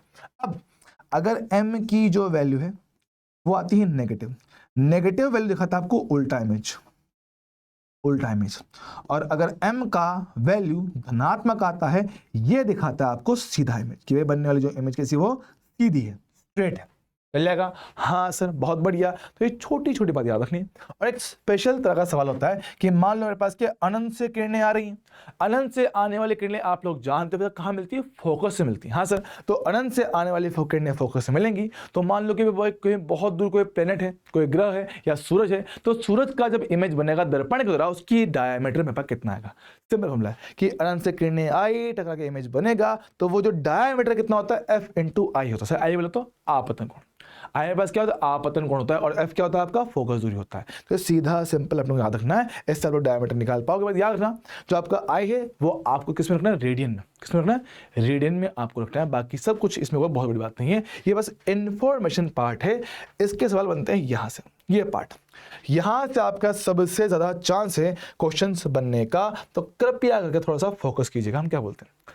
पहली बात, अवतल दर्पण, इसकी पूरी टेबल मैंने क्लास में बनाया हुआ है। आई होप वो बातें सबको याद होंगे, है ना? आई होप वो बातें सभी को याद होंगी। सर कौन सी बातें याद करो? कि सर वस्तु और इमेज का पोजीशन वाला, कि वस्तु कहाँ है? अनंत पे, तो इमेज बनता है फोकस पे। या अनंत से 2f के बीच में, तो ये f से 2f के बीच में। अगर ये आया 2f पे, तो ये भी कितना 2f पे। अगर ये मेरे पास गया फोकस पे, तो ये अनंत पे। हाँ उसे पढ़ा रखा है। तो इन सारे केसेस में मेरे पास क्या होता है? आपको मिलता है ये वाला कंडीशन कि अवतल दर्पण में क्या होता है? आपको m मिलेगा नेगेटिव, मतलब उल्टा इमेज। m मिलेगा नेगेटिव मतलब उल्टा इमेज, और m का जो परिमाण है वो 1 से बड़ा, बराबर और छोटा हो सकता है ना? तो अगर बड़ा मतलब बड़ी इमेज, बड़ा मतलब सेम साइज, और छोटा मतलब छोटा इमेज। मतलब क्या है? आपका जो उल्टा इमेज है, उल्टा रखते हुए तो छोटा बड़ा समान आकार का बन सकता है। छोटा बड़ा समान आकार मेरे पास बन सकता है। लिखा भी आपने, अपने पास क्या रियल बनेगा, उल्टा बनेगा, तो वास्तविक बनता है। इस केस में मिलने वाली इमेज आपको हमेशा मिलेगा वास्तविक। अवतल दर्पण ये सारे काम करता है, लेकिन इसमें एक बनता है स्पेशल। कैसा? कौन सा? कि अगर आपने से रखा वस्तु को फोकस और पोल के बीच में, तो इमेज हो जाता है आभासी पर्दे के पीछे। दर्पण के पीछे इमेज बनेगा, तो ये केस भैया कौन सा? ये वाला। क्या होता है सर? इस केस में m का मान धनात्मक, मतलब सीधा इमेज बनेगा, आभासी बनेगा और आकार में बड़ा बनेगा। सर क्यों? क्योंकि m का परिमाण 1 से बड़ा। ये सारे काम ये करता है, लेकिन एक काम बचा हुआ है। एक काम बचा, कौन सा? m का मान धनात्मक लेकिन वैल्यू 1 से कम। वो काम मेरे पास कौन सा करता है? उत्तल करता है। तो उत्तल दर्पण ने जीवन में एक ही काम किया, वो भी खराब किया। सर कैसे? अब एक तो उत्तल है जिनमें एक काम किया, क्या? m का मान धनात्मक, वो भी खराब कि भैया इमेज भी बनाई तो आभासी बनाई, इमेज भी बनाया तो आभासी बनाया है, और वो जो इमेज आपका आभासी है, आभासी बस क्या है? छोटा बनता है। सीधा आभासी और छोटा बनता है। छोटा इमेज आपको इससे मिलता है। मिल जाएगा दोस्त? हाँ सर बहुत बढ़िया, वेरी गुड। आगे बात करते हैं अब दर्पण सूत्र। दर्पण सूत्र में फोकस करेंगे। दर्पण सूत्र जो होता है मेरे पास, वो दिखाता है आपको रिलेशन। तो किसके बीच में? वो आपको दिखाता है संबंध, आपकी वस्तु की स्थिति और प्रतिबिंब की स्थिति में संबंध आपको दिखाता है। कितना होता है मेरे पास? 1/v + 1/u = 1/f। ये फॉर्मूला याद रखना, क्योंकि इन्हीं से आपके सवाल बनते हैं। अच्छा, तो m का फॉर्मूला लिखवा चुका हूं, लेकिन इसका इस्तेमाल करके m की फॉर्मूला को थोड़ा और चेंज किया जा सकता है। तो m का formula height of image, height of object के अलावा v/u बनता है। और अगर आपके दर्पण सूत्र का इस्तेमाल कर लें तो ये फॉर्मूला आपका कुछ ऐसे बन जाता है। ठीक है, चल जाएगा क्या? हाँ सर बहुत बढ़िया। लेकिन इसमें भी क्या है, सबसे ही ज्यादा अगर इंपॉर्टेंट कहूं तो भैया ये वाला होता है। ओहो, ये पार्ट। तो इसमें क्या होता है? इसमें होगा ये कि आपको कह देगा कि मेरे पास एक दर्पण है, उसकी फोकस दूरी है, वस्तु रखा है इतनी दूरी पर, और उसको लेके बताओ कि आवर्धन कितना होगा, या हाइट ऑफ इमेज कितना आएगा, या हाइट ऑफ इमेज देके वस्तु का दूरी पूछ रहा है। तो कुल मिलाकर मेरे पास क्या है? इसका और इस पे, इनके कॉम्बिनेशन से क्वेश्चन काफी सारे बन सकते हैं। और याद रखिए भैया, मैं वो क्लियरली बोल रहा हूं, जिनको याद नहीं होता है भैया, मैंने कह रखा है कि अगर आपसे कह रहे हैं कि एक रियल ऑब्जेक्ट है, मतलब दर्पण के सामने है, और आपको पता होना चाहिए चिन्ह परिपाटी के हिसाब से दर्पण के सामने मतलब नेगेटिव, तो दर्पण के सामने मतलब क्या? u का वैल्यू हमेशा ही नेगेटिव रखना है अपने फॉर्मूला में। ठीक सर। अब उसके बाद क्या है? अगर v का मान मेरे पास नेगेटिव आता है दर्पण के सामने, मतलब रियल इमेज बनेगा। अगर v मेरे पास क्या नेगेटिव आता है तो मेरे पास क्या? रियल इमेज बनेगा। और अगर मेरे पास क्या v का मान आता है धनात्मक, तो आपको मिलेगा वर्चुअल इमेज, बोले तो आभासी प्रतिबिंब। ये बात थोड़ी दिमाग में क्लियर रखना। ठीक भाई, चलेगा? हाँ सर चल जाएगा। अब उसके अलावा मेरे पास क्या देखो, मेन सवाल तो आपके यही होते, लेकिन उसके अलावा कुछ छोटे मोटे टॉपिक मेरे पास और भी हो सकते हैं, जैसे कि अनुदैर्ध्य आवर्धन, मतलब कि अगर आपका वस्तु मुख्य अक्ष पे लेटा हुआ है, मुख्य अक्ष पे क्या है, लेटा हुआ है, तो कौन सा केस, मुख्य अक्ष पे लेटा हुआ है और जो वस्तु की लंबाई है ना वो फोकस की तुलना में बहुत छोटा है, फोकस की तुलना में क्या काफी छोटा, तो मेरे पास क्या होता है, ऐसी अवस्था में आपका लॉन्गिट्यूडनल आवर्धन, लंबाई का आवर्धन, मतलब कुछ ऐसा कि लेंथ ऑफ इमेज बटा लेंथ ऑफ ऑब्जेक्ट कितना होगा, माइनस एम टी स्क्वायर। से एम टी बोले तो सर एम टी मेरे पास कहाँ गया, ओह ये रहा, ये आपका एम टी ही होता है, होता है आपका ये एम टी ही होता है, ट्रांसवर्स अनुप्रस्थ आवर्धन। अच्छा, तो वो वैल्यू जो भी आएगी उसका स्क्वायर करके यहाँ रखना, उसका वर्ग करना, यहाँ रखना, आपको लेंथ ऑफ इमेज मिल सकता है। पर सर अगर मान लो ऑब्जेक्ट छोटा नहीं हो तो कुछ नहीं, आपको जो डायग्राम दे रखा है, फॉर एग्जाम्पल समझना, ये आपकी मुख्य अक्ष है, आपकी इस पे कोई वस्तु रखा हुआ है, रखवा दो भैया, रखवा दिया है, ये है ए, ये है बी, मेरे पास क्या है। अब अगर मेरे पास वस्तु बहुत छोटा नहीं हो तो इस केस में क्या करना है सर, आपको एक बार इमेज बनाना है ए के, तो ए का जो दूरी होगा यू ए बनेगा, और उसके लिए आप लोग क्या है, इमेज का दूरी निकालोगे वी ए। हाँ सर, सेम मेरे पास क्या है, बिंदु भी है, तो बी का जो दूरी बनेगा कितना, वो यू भी बनेगा, तो बी की दूरी के हिसाब से आप उसकी इमेज बनाओगे। फिर जो हमारे पास इमेज आएगी सर किसका, ए का और बी का, तो वी ए का इमेज और वी बी का इमेज, तो इनका जो अंतर मेरे पास होगा, जो भी इनका परिमाण होगा वो बनेगा इमेज की लंबाई, इमेज की लंबाई। हालांकि ऐसे सवाल आए हुए जमाने हो चुके हैं, लेकिन फिर भैया कॉन्सेप्ट है सिलेबस में तो जानना जरूरी है। ठीक भाई, चल जाएगा। हाँ सर बहुत बढ़िया, यहाँ बात करता हूँ। अगला क्षेत्रीय आवर्धन, सही मेरे पास क्या है, ये भी एक ऐसा ही पार्ट है जो आपके सिलेबस में है, बस पूछते नहीं। क्षेत्रीय आवर्धन कि मान लो मेरे पास क्या है, आपने मुख्य अक्ष के लंबवत क्या है कुछ एरिया रख दिया, जैसे कि ये रख दिया, मान लो मेरे पास क्या है, ये मुख्य अक्ष आपने रख दिया, तो इसकी जो इमेज बनेगा, इसके जो इमेज बनेगा उसका कितना मेरे पास एरिया होगा, तो वो निकाल सकता हूँ। तो मेरे पास क्या है, वही फॉर्मूला, एम ए एरियल बराबर एम टी का स्क्वायर। एम टी तो एम एरिया पर कितना होगा, area of image upon area of object, जब क्रॉस मल्टीप्लाई करोगे तो आपको एरिया ऑफ इमेज यहां से मिल जाएगा। ठीक है, डायरेक्ट होना वैसे, हालांकि पूछता नहीं है, लेकिन हाँ फिर भी अपने देख लिया। ठीक सर, ओके। अगला पार्ट प्रतिबिंब का वेग, ये भी सिलेबस का हिस्सा है, लेकिन सवाल यहां से भी आया, वो बहुत टाइम हो चुका है, जो आने वाले पार्ट होते हैं मैंने आपको वो ऑलरेडी टिक कर दिया। ठीक है, फिर भी देख लो। अगर मुझसे पूछे कि प्रतिबिंब का वेग बताओ, प्रतिबिंब का वेग बताओ, अगर मेरे पास वस्तु मुख्य अक्ष के समांतर चलता है और उसका वेग कितना vo है और आपको vi निकालना है, तो ये रहा फॉर्मूला, vi बराबर minus M T square into V object. So M T यही वाला फॉर्मूला, तो यहाँ से पहले एम टी निकालोगे, उसको यहाँ रखोगे तो आपको वेलोसिटी ऑफ इमेज मिल पाएगा। और अगर मेरे पास ऐसी वस्तु मुख्य अक्ष पे रखा हुआ है और उसके लंबवत गति करता है, तो उस केस में आपके पास जो वेलोसिटी ऑफ इमेज होगा ये भी आई होगा।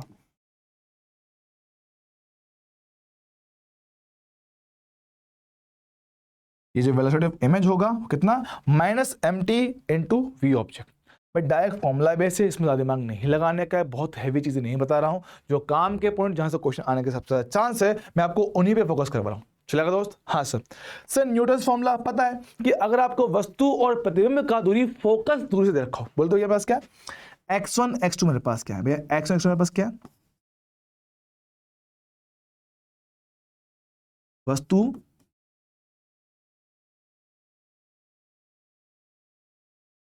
प्रतिबिंब का फोकस से दूरी, फोकस बिंदु से दूरी। अच्छा, हमारे पास क्या होता है, ये होता है x1 x2 से f क्या है फोकस, तो f बराबर रूट x1 x2 क्या है, न्यूटन का फॉर्मूला है। Newton formula direct formula based question यहां से पूछ सकता है, इंपॉर्टेंट सेक्शन। यहाँ पास क्या इंपॉर्टेंट है भैया, यहां से क्वेश्चन आपका बन सकता है। चलिएगा दोस्त? हाँ सर बहुत बढ़िया, वेरी गुड। चलिए आगे बात करते हैं। अगला मेरे पास क्या है आपका अपवर्तन, कि मेरे पास क्या है, प्रकाश किरण का एक माध्यम से दूसरे माध्यम में जब प्रवेश होता है तो वेग में परिवर्तन होने की वजह से वो अपने पथ से विचलित हो जाता है। तो बोलते हैं प्रकाश किरण का अपने पथ से विचलित होना वेग में परिवर्तन के कारण क्या कहलाता है, अपवर्तन कहलाता है। प्रकाश का अपने पथ से विचलित होना ही क्या है, अपवर्तन है। और सर कैसे होता है, अगर मेरे पास प्रकाश सघन से विरल माध्यम में आता है तो अविलंब से दूर हट जाता है, और अगर मेरे पास किरण क्या है, विरल माध्यम से सघन में आता है तो अविलंब की ओर झुक जाता है। अभिलंब की ओर झुक जाता है। तो आने वाला कोण आपतन कोण, जिस कोण से अपवर्तन हुआ वो है आपका अपवर्तन कोण, आई आर आई आर। याद रखें भैया, विरल माध्यम में कोण हमेशा बड़ा बनता है। तो अगर आपसे जो है क्या है डेल्टा विचलन कोण पूछा जाए, यहाँ पे बट डेल्टा मेरे पास क्या है, डेल्टा है मेरे पास विचलन कोण कि कितने कोण से विचलन हुआ है। तो डेल्टा अगर आपसे पूछे तो भैया विरल माध्यम का कोण बड़ा होता है, तो विरल माइनस सघन तो आर माइनस आई हो जाएगा। बहुत बढ़िया सर, विरल है तो आई माइनस आर कर दूंगा सर। जी हाँ, मेरे पास क्या है, दोनों के लिए आपका आने वाला विचलन कोण का फॉर्मूला आपके सामने से चल जाएगा। हाँ सर, वेरी गुड। बात करते हैं अपवर्तनांक से। ये क्या होता है, ये वो चीज होती है जो आपको ये बता पाती है कि दिया गया माध्यम दूसरे की तुलना में सघन है या विरल है। सघन विरल मतलब क्या, जो मीडियम आपका होता है गाढ़ा होता है, जिसमें प्रकाश का वेग कम चलता है, वो बनता है सघन माध्यम। और विरल माध्यम वो होता है जिसमें क्या है, आपका जो माध्यम है थोड़ा ना लूज होता है, ढीला ढीला होता है ना, हल्का होता है, उसके अंदर प्रकाश का वेग थोड़ा ज्यादा मिलता है। अब वो चीज हम लोग दिखाते हैं किससे, अपवर्तनांक दिखाते हैं। अपवर्तनांक मेरे पास क्या होता है, प्रकाश का निर्वातन वेग, प्रकाश का माध्यम वेग, इनका जो अनुपात होता है ये बनता है आपका अपवर्तनांक। हाँ, कुछ बुक्स में इनको एन लिखते हैं, कुछ में इसको म्यू लिखते हैं, पर दोनों का मतलब सेम ही है, आपको मतलब समझना है। ठीक है,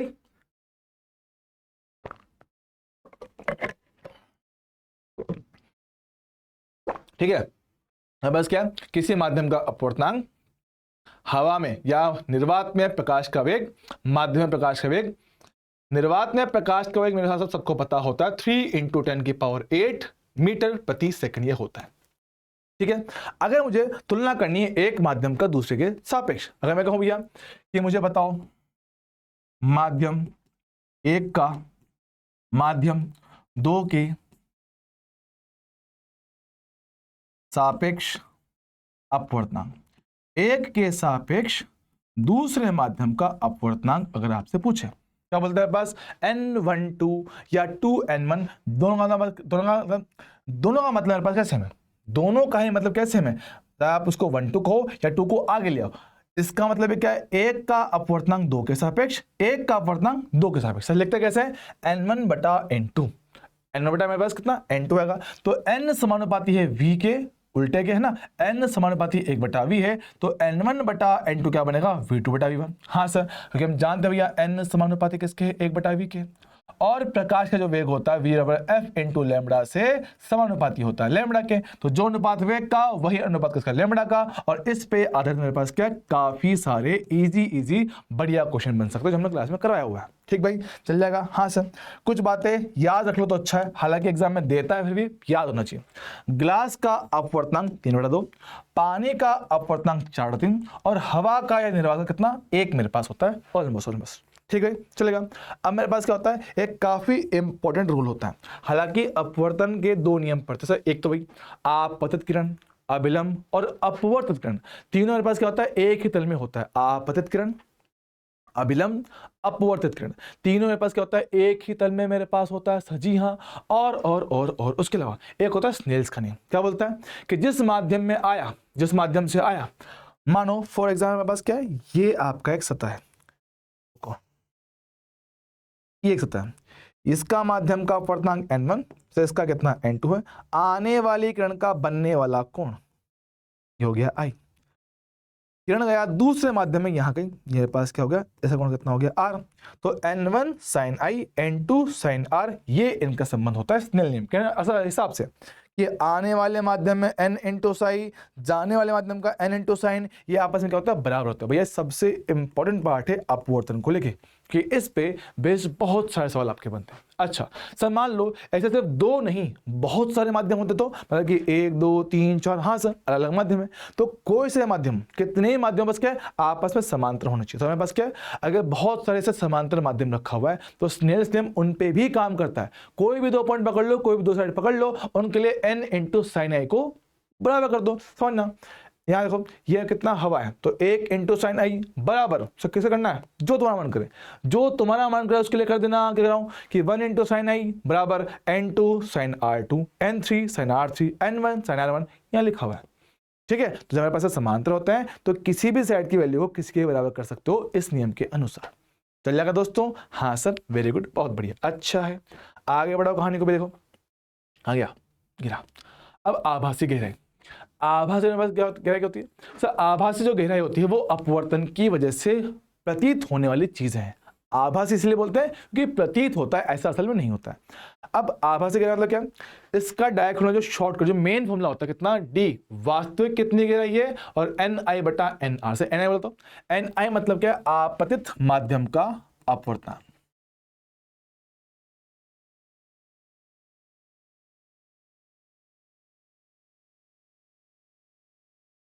आपतन माध्यम का अपवर्तनांक, कि किरण जिस माध्यम से आ रही है उसका अपवर्तनांक। और एन आर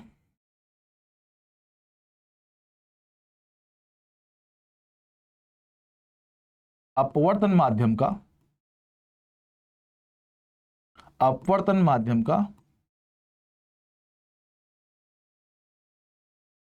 अपवर्तनांक। ठीक है, मिलेगा दोस्तों? हाँ सर।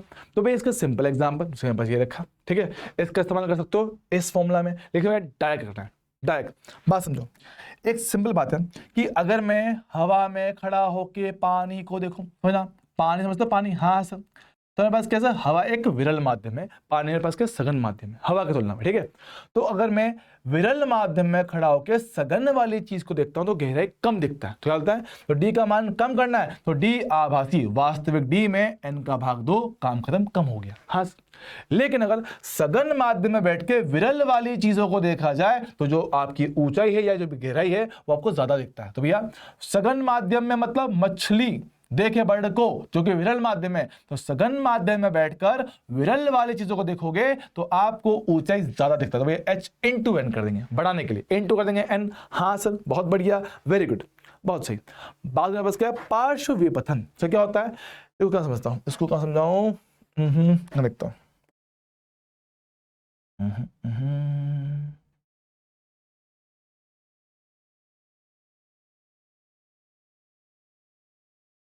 देखो, हम कह रहे हैं कि मेरे पास एक प्लेट है, एक पट्टी मान लो, ठीक है सर। इसका अपवर्तनांक से कितना? म्यू है, टी इसकी मोटाई। हम कहते हैं कि मान लो कि अगर इस पे कोई किरण आके से टकराती है तो जी हाँ, हम जानते हैं इसका अपवर्तन होगा। तो सघन माध्यम में गया तो अभिलंब की ओर झुक जाता है कुछ ऐसे, और जब बाहर निकलेगा वापस अभिलंब से दूर हटेगा। हाँ सर, यहाँ मिलेगा। तो ध्यान देखो, अगर थोड़ा चीज को और पढ़ा देखा, यहाँ दिखाते हैं, यहाँ रहा, ठीक है, समझिएगा। अब यहाँ देखिएगा, तो मेरे पास यहाँ मिल रहा है। अब देखो, कहानी क्या है कि अगर पीछे पट्टी नहीं आती, पीछे पट्टी अगर नहीं आती तो वो इस पाथ पे होते हुए आगे बढ़ जाता। हाँ सर, तो अपनी दिशा से लंबवत कितना सरक गया है वो आपका होता है पार्श्व विपथन। ये होता है डी लंबवत। अच्छा, तो अपनी मेन लाइन से लंबवत कितना शिफ्ट हुआ वो होता है मेरे पास क्या? पार्श्व विपथन। हाँ सर, मेरे पास कितना formula? T sine I minus R बटे कोस। सर टी मेरे पास क्या है? टी इसकी मोटाई है। सर आई क्या आपका? आपतन कोण। आर मेरे पास क्या? अपवर्तन कोण। चलेगा सर। नॉर्मल शिफ्ट कितना होता है? नॉर्मल शिफ्ट देखो, अगर पीछे पट्टी नहीं आती तो किरण यहां आके यहां टकराती, लेकिन वो कहां टकरा भैया? वो टकरा है आगे। सर कितना आगे? वो होता है normal shift, T into 1 minus 1 upon mu. Sir mu बोलो तो सर म्यू मेरे पास भैया अपवर्तनांक एन ही बोल सकते हो, ठीक है, चलेगा। सर क्या इसमें सवाल आता है? नहीं आता है, लिखवा क्यों? भाई सिलेबस का हिस्सा है, सिलेबस का हिस्सा है इसलिए लिखवाया है। अदरवाइज आप चाहो तो इनको याद नहीं भी करो तो भी कोई दिक्कत नहीं, ठीक है, अवॉइड कर सकते हो। पर मेरी बात वही है कि भैया कि जब फॉर्मूला ही याद करना है तो एक फॉर्मूला और याद कर लो, क्या ही बिगड़ जाएगा। मान लो अगर किस्मत खराब रही और एग्जाम में सब क्वेश्चन पूछ लिया, डायरेक्टली फॉर्मूला ही पूछ लिया, तो क्या करेंगे भैया? तो याद कर लो, कोई दिक्कत वाली बात नहीं, ठीक है भाई, आगे बढ़ाओ। पूर्ण आंतरिक परावर्तन। सर पूर्ण आंतरिक, पूरी तरह से अंदर की ओर परावर्तन। मेरे पास क्या है कि मान मेरे पास कोई सतह है जो सघन और विरल को अलग कर रहा है। अब मेरे पास क्या है? कोई ऐसा किरण है जो सघन से विरल में जा रहा है, सघन से विरल में जा रहा है। अब मैं कहता हूं कि सर मान लो मेरे पास किरण आया कुछ ऐसे विशेष कोण पर। मेरे पास क्या है? सर किरण आपकी आई है कुछ ऐसे विशेष कोण IC पर, जिसकी वजह से आपकी अपवर्तित किरण का अभिलंब के साथ कोण कितना हो गया? 90 डिग्री हो गया। बहुत बढ़िया। तो मेरे पास वह आपतन कोण जिसके लिए अपवर्तन कोण कितना? 90 डिग्री हो जाए, इस कोण को हम लोग क्या बोलते हैं? क्रांतिक कोण बोलते हैं, क्रिटिकल एंगल बोलते हैं। क्रिटिकल एंगल, इंग्लिश में इसको कहेंगे क्या? क्रांतिक कोण। क्रांतिक कोण इसको कहा जाएगा, ठीक है, क्रांतिक कोण इसको कहा जाएगा। बहुत बढ़िया। सर फॉर्मूला क्या होता है? फॉर्मूला मेरे पास होता है साइन IC NR बटा ND। सर आर बोले तो रेरर, विरल। तो विरल माध्यम का अपवर्तनांक और सघन माध्यम का अपवर्तनांक, क्या भाई डायरेक्टली याद रखो, समझो सर साइन का मान कभी 1 से बड़ा होता है क्या? नहीं होता। तो भाई याद रखो कि हमेशा ऊपर n छोटा वाला नीचे बड़ा वाला। सर आपको वेग दे रखा है भैया, दोनों माध्यम में वेग दे रखा है, तब भी सेम कहानी कि भैया ऊपर छोटा वाला वेग नीचे बड़ा वाला वेग। तो देखा लेमड़ा, तो लेमड़ा दोनों अलग होगा, अलग अलग माध्यम में अलग अलग लेमड़ा, तो लेमड़ा छोटा वाला लेमड़ा बड़ा वाला, डायरेक्ट लगाओ आपको साइन ऐसे मिल जाएगा, ज्यादा पंगा नहीं लेगा। लेकिन हाँ अपने सिलेबस क्या है, अपने सिलेबस में चीजें बहुत आसान आती है। सिंपल एग्जाम्पल होता है एक हवा का और एक पानी का, तो उसके लिए मेरे पास क्या है साइन ऐसे डायरेक्टली 1/μ, ठीक है। पानी का हवा के साथ, पानी का ना हवा का ग्लास के साथ, हाँ सर। तो एक मीडियम हवा है, दूसरा कोई सघन माध्यम होगा, तो उनके लिए आने वाला क्रांतिक कोण 1/μ मेरे पास बन जाएगा। चलेगा दोस्त? हाँ सर। चलो मैं आगे बात करता हूं। अब मेरे पास क्या होता है, तो अगर आपका कोण आपतन कोण IC के समान होता है तो अपवर्तित किरण 90 डिग्री कोण के साथ अपवर्तित हो जाती है। लेकिन अगर आपने आपतन कोण क्रांतिक से बड़ा कर दिया तो किरण क्या होता है, समान माध्यम में वापस आ जाता है। किरण क्या होता है सर, किरण के पास और घूम के समान माध्यम में लौट आता है, इसको बोलते हैं पूर्ण आंतरिक परावर्तन। क्या कहते हैं इसको? पूर्ण आंतरिक परावर्तन इसको कहा जाएगा। अब बात समझते हैं। तो क्या होता है, एक होता है श्वेत प्रकाश, सफेद रंग का प्रकाश। तो उसमें क्या होता है, श्वेत प्रकाश में क्या होता है 7 अलग अलग रंग होते हैं। कौन से? इंद्रधनुष वाले, विबग्योर है ना, violet, indigo, blue, green, yellow, orange, red. हाँ सर बोला बस क्या क्या बोलते उसको, बैंगनी, जामुनी, नीला, हरा, पीला, नारंगी और लाल, ठीक है। तो हमारे पास 7 रंग होते हैं। अब इन 7 रंगों में क्या होता है, लाल रंग का लैम्बडा सबसे ज्यादा होता है और वॉयलेट की लैम्बडा सबसे कम होता है। लैम्बडा मतलब तरंग दैर्घ्य। तो तरंग दैर्घ्य लाल रंग की सबसे ज्यादा होती है, कहाँ ये रहा, लाल रंग का लैम्बडा सबसे ज्यादा और नीले का कम। अब अगर तुम लोग देखोगे साइन पास क्या है भाई, साइन में कितना 1/μ होता है, 1/n होता है, n भी कहते हैं इसको, ठीक है। चल जाएगा, समझते हैं। तो हमने पढ़ रखा है कि हमने हमारे फॉर्मूला में कहाँ लिखा हुआ है, देखा था यहाँ नहीं लिखा ना, यहाँ देखो मेरे पास। अगर देखोगे भैया यहाँ से अगर तुम लोग देख पाओगे मेरे पास क्या है, n समानुपाती आएगा 1/λ के। तो एक बात समझेंगे कि जिसका लैम्बडा ज्यादा होता है उसका n मेरे पास कम होता है। तुम लोग जानते हैं कि लैम्बडा रेड ज्यादा होता है लैम्बडा वॉयलेट से, तो रेड रंग के लिए पास जो n होता है अपवर्तनांक वो कम आता है बैंगनी रंग की तुलना में। तो NR छोटा होगा NV की तुलना में। सर जी हाँ, तो इसके हिसाब से पास क्या है आपका NR छोटा है NV की तुलना में, और जिसका n बड़ा होगा उसका IC कम आएगा, कि भाई उल्टा है, n बड़ा IC कम। तो पास क्या है आपका लाल रंग के लिए NR कम, तो उसके लिए क्रांतिक कोण ज्यादा आता है, और वॉयलेट के लिए पास क्या होता है थोड़ा कम आता है। चलेगा दोस्त? हाँ सर, बहुत बढ़िया, वेरी वेरी गुड, आसान चीज। चलेगा। अब इसमें क्या होता है, एक सवाल आपसे पूछता है कि मान लो एक तालाब है, तो उसकी जगह एक मछली है, तो मछली कितने एरिया तक चीजें देख पाएंगी, या बोल दो तालाब के नीचे आपने लगा दी, एक लगा दी टॉर्च, तो टॉर्च की वजह से ऊपर चमकने वाला हिस्सा उसकी त्रिज्या कितना होगा। तो वो बोलता है अपने पास कि मान लो h गहराई पे आपके पास मछली है। अब क्या होता है, इस इफेक्ट की वजह से क्या होता है, आपकी किरणें एक लिमिट तक ही अंदर आ पाती है, उसके बाद क्या होता है पूर्ण आंतरिक परावर्तन होता है। तो जहां तक उसको किरणें दिख पाएंगी वो सिर्फ एक सर्कुलर सेक्शन होगा, और उसकी त्रिज्या कितनी निकलेगी, तो उसकी त्रिज्या पास आएगी इस फॉर्मूला से h/√n² - 1। सर कैसे हुआ है, ये सिर्फ और सिर्फ पूर्ण आंतरिक परावर्तन की वजह से होता है, ठीक है। तो h मेरे पास क्या है, उसकी गहराई कितना है, h कितना गहराई, तो h/√n² - 1 मेरे पास होगा, ये होगा रेडियस। अगर आपसे पूछ ले एरिया, एरिया कितना πr², तो आप लोग इसे एरिया भी निकाल सकते हो। क्लियर है क्या? हाँ सर, बहुत बढ़िया, वेरी गुड। आते हैं अगले पेज पर। यहाँ मेरे पास क्या है, वक्रीय सतह से अपवर्तन। बच्चे लोग एक मिनट प्लीज, है एक minute please, just a minute. तो ठीक है, बात करते हैं वक्रीय सतह से अपवर्तन। समझना वक्रीय समझना सर, इस केस में कहता हूं सर, इन समय मेरे पास क्या था, जो सतह थी ना मेरे पास प्लेन सरफेस थी, प्लेन सरफेस मेरे पास क्या है आपके प्रकाश का अपवर्तन हुआ था मेरे पास क्या है। अब जो किरण है मेरे पास वो ऐसे वक्रीय सतह से अपवर्तन करेगा। तो इसमें क्या होता है, क्वेश्चन की बहुत वैरायटी नहीं है, डायरेक्ट सिंपल एक फॉर्मूला, अगर क्वेश्चन आएगा तो उससे करना, वरना नहीं आएगा, गारंटी कंफर्म, ठीक है। समझना किसी पास ऐसे एक वक्रीय सतह है, हाँ सर, वक्रीय सरफेस मतलब क्या है, तो उसका एक त्रिज्या भी होगा, हाँ सर। दो अलग अलग माध्यम को अलग कर रखा है, तो पहला माध्यम का अपवर्तनांक n1, दूसरे का अपवर्तनांक n2। जिस दिशा में आपकी किरण जा रही है वो बनेगा प्लस वाला, जहां से आई है वो बनेगा माइनस वाला, ये बनेगा मूल बिंदु, इसके हिसाब से ये प्लस साइड, ये माइनस साइड। चलो दोस्त, हाँ सर। तो वस्तु जहां रखा होता है पोल से वो बनता है वस्तु का दूरी, हाइट ऑफ ऑब्जेक्ट होता है सर, ठीक है। अब मेरे पास क्या होता है, आपसे पूछा कि इमेज कहां बनेगा, तो उसके लिए क्या है, ये फॉर्मूला लगाना है कि सर जिस माध्यम में किरण जा रही है n2 बटा इमेज, जिससे आई है n1 बटा u, done sir, n2 minus n1 बटा r। तो क्वेश्चन में क्या आपको n1 पता होगा, n2 पता होगा, r पता होगा, u पता होगा, सिर्फ v निकालना रहेगा, ये सब होता है। या फिर इससे भी ज्यादा हाईएस्ट जो चांस किसी चीज के पूछने का है वो ये 2 पॉइंट है, प्रथम फोकस और द्वितीय फोकस। प्रथम फोकस और द्वितीय फोकस आपसे पूछ सकता है। सर प्रथम फोकस क्या होता है, सर वह बिंदु जहां पे वस्तु को रखने पर उसका इमेज कहां बने, अनंत पे। वह बिंदु जहां पे वस्तु को रखने पर उसका इमेज कहां बने, अनंत पे बने। सर ये माइनस क्यों है, मैंने क्या रखा है, सामने रखा भैया, वस्तु कहां है, यहां पर है, माइनस वाले साइड भैया, तो यू हमेशा किस में, माइनस में, रियल के। तो अगर रियल ऑब्जेक्ट है हमेशा माइनस में, ठीक सर। तो u माइनस F1 है तो इमेज कहां, अनंत पे बनेगा। तो इस केस में जो F1 का फॉर्मूला है वो कितना आता है, n1 r upon n2 minus 1। Sir कहां से आया, इसमें। अगर आप लोग इसमें u का मान -1, v का मान अनंत रख दोगे तो सॉल्व करने पे आपको ये फोकस मिल जाएगा, ठीक है। सेम तरह से पास क्या होता है, एक होता है सेकंड फोकस। सेकंड फोकस कि भैया वस्तु रखा है अनंत पे तो उसका इमेज जिस बिंदु पे बनेगा वो बनता है उसका फोकस। अच्छा, तो F2 बनता है, वो F2 मेरे पास क्या, इस फॉर्मूला से मिल जाएगा, वो F2 मुझे क्या है, इस फॉर्मूला से मिल जाएगा, n2r upon n2 minus n1। चलेगा दोस्त, हाँ सर चलेगा। और इनका आपस में अगर दे दो अनुपात, इनका आपस में भाग कर दो तो F1 बटा F2, बाकी सब कट जाएगा, n1 बटा n2 बचेगा। तो ये संबंध है।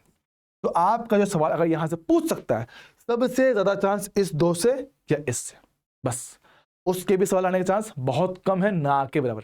चलेगा भाई, हाँ सर। बात करें पास क्या है आपका अगला लेंस, इस चैप्टर का मतलब एक बड़ा सेक्शन है, काम का सेक्शन है, जहां से क्वेश्चन आने की उम्मीद थोड़ी रहती है। पर सर अलग कुछ नहीं है, अगर आपको दर्पण वाला पार्ट समझ में आया तो बिल्कुल वही कहानी यहाँ पे होता है, बस नाम थोड़े उल्टे होते हैं, काम थोड़े उल्टे होते हैं। जो काम वहां पे आपका अवतल दर्पण करता था वो काम यहाँ पे उत्तल लेंस करता है, जो काम वहां पे आपका उत्तल दर्पण करता था वो यहाँ पे अवतल लेंस करता है, बस इतना फर्क है। बाकी सर नाम देखो, सर मेरे पास क्या, दोनों सरफेस उत्तल है तो उत्तल लेंस, दोनों सरफेस अगर आपके अवतल हैं तो अवतल लेंस, अगर एक समतल है और एक उत्तल है तो समतल उत्तल लेंस, एक प्लेन और एक अवतल है तो समतल अवतल लेंस इसको कहते हैं, ठीक सर। अब बात करें लेंस के बारे में, तो दो वक्रीय सरफेस को मिला के बनता है, मतलब क्या है, दो बार एक सरफेस है एक सरफेस है, इनको मिला दिया तो दो सरफेस से होता है अपवर्तन, और उसके लिए हम लोग इमेज बनाते हैं। इमेज उसकी कहां बनेगी वो निकालते हैं। मेन काम सबसे पहले फोकस दूरी, सबसे इंपॉर्टेंट फॉर्मूला इस पार्ट का कि भैया यहां से क्वेश्चन आने का चांस सबसे ज्यादा मेरे पास होता है, ठीक है। तो मेरे पास कितना सर, F बराबर कितना, मेन फॉर्मूला तो ये कि mu upon mu S minus का 1 upon R1 minus 1 upon R2। Sir मेरे पास क्या है, इसमें म्यू तो है आपके लेंस का अपवर्तनांक, म्यू एस उसके आसपास जो सराउंडिंग है उसका अपवर्तनांक, R1 R2 होता है त्रिज्या, R1 R2 के पास क्या होता है, त्रिज्या होता है। अब ध्यान में बस, तो इसके लिए भी एक मुख्य अक्ष बनेगा। हाँ सर, मैंने कह रखा है कि जिस दिशा में किरणें जाती हैं वो बनता है प्लस वाला साइड और ये बनता है माइनस वाला साइड। अच्छा, अब ध्यान देंगे सर, ये पहला सरफेस है ये जिसकी त्रिज्या R1 है, इसका सेंटर बनेगा इस तरफ, मतलब प्लस वाले साइड पे, तो जिस तरफ सेंटर बनता है उसी के हिसाब से इनकी त्रिज्याओं का चिन्ह बनेगा। तो सेम तरह से पास क्या है, ये वाला सरफेस है, हाँ सर, इसका सेंटर कहां बनेगा, तो इसका सेंटर बनेगा इस तरफ, मतलब माइनस साइड पे, तो R2 का वैल्यू कैसा, माइनस ले जाएगा। तो ऐसे अलग अलग लेंस के लिए इनके R1 R2 के साइन मेरे पास अलग अलग आ जाते हैं। चलेगा दोस्त। अच्छा, अब मेरे पास क्या है, जो सबसे इजीएस्ट केस होते हैं, जो सबसे ज्यादा पूछता है वो ये है कॉन्वेक्स लेंस। सर कॉन्वेक्स मतलब कि ये वाला लेंस जिसकी दोनों तरफ त्रिज्या मेरे पास समान है, अंदर माध्यम कितना, म्यू है। चल जाएगा दोस्त, हाँ सर चल जाएगा। मेरे पास क्या है, R/2 into mu minus 1। Sir मान लो मेरे पास क्या होता है, ये आपका होता है कॉनकेव होता है, मतलब दोनों की दोनों सरफेस क्या है, कॉनकेव है, दोनों की त्रिज्या सेम, तो फॉर्मूला भी सेम आएगा, फॉर्मूला एकदम सेम, बस फर्क क्या है, यहाँ पे आता है माइनस, ठीक। अगर प्लेन कॉन्वेक्स का मतलब कि एक सरफेस प्लेन है और एक कॉन्वेक्स है तो यही फॉर्मूला बस बटे में से 2 गायब कर देना, तो R/म्यू माइनस 1 माइनस R/म्यू माइनस 1, एक प्लेन सरफेस और एक, हाँ।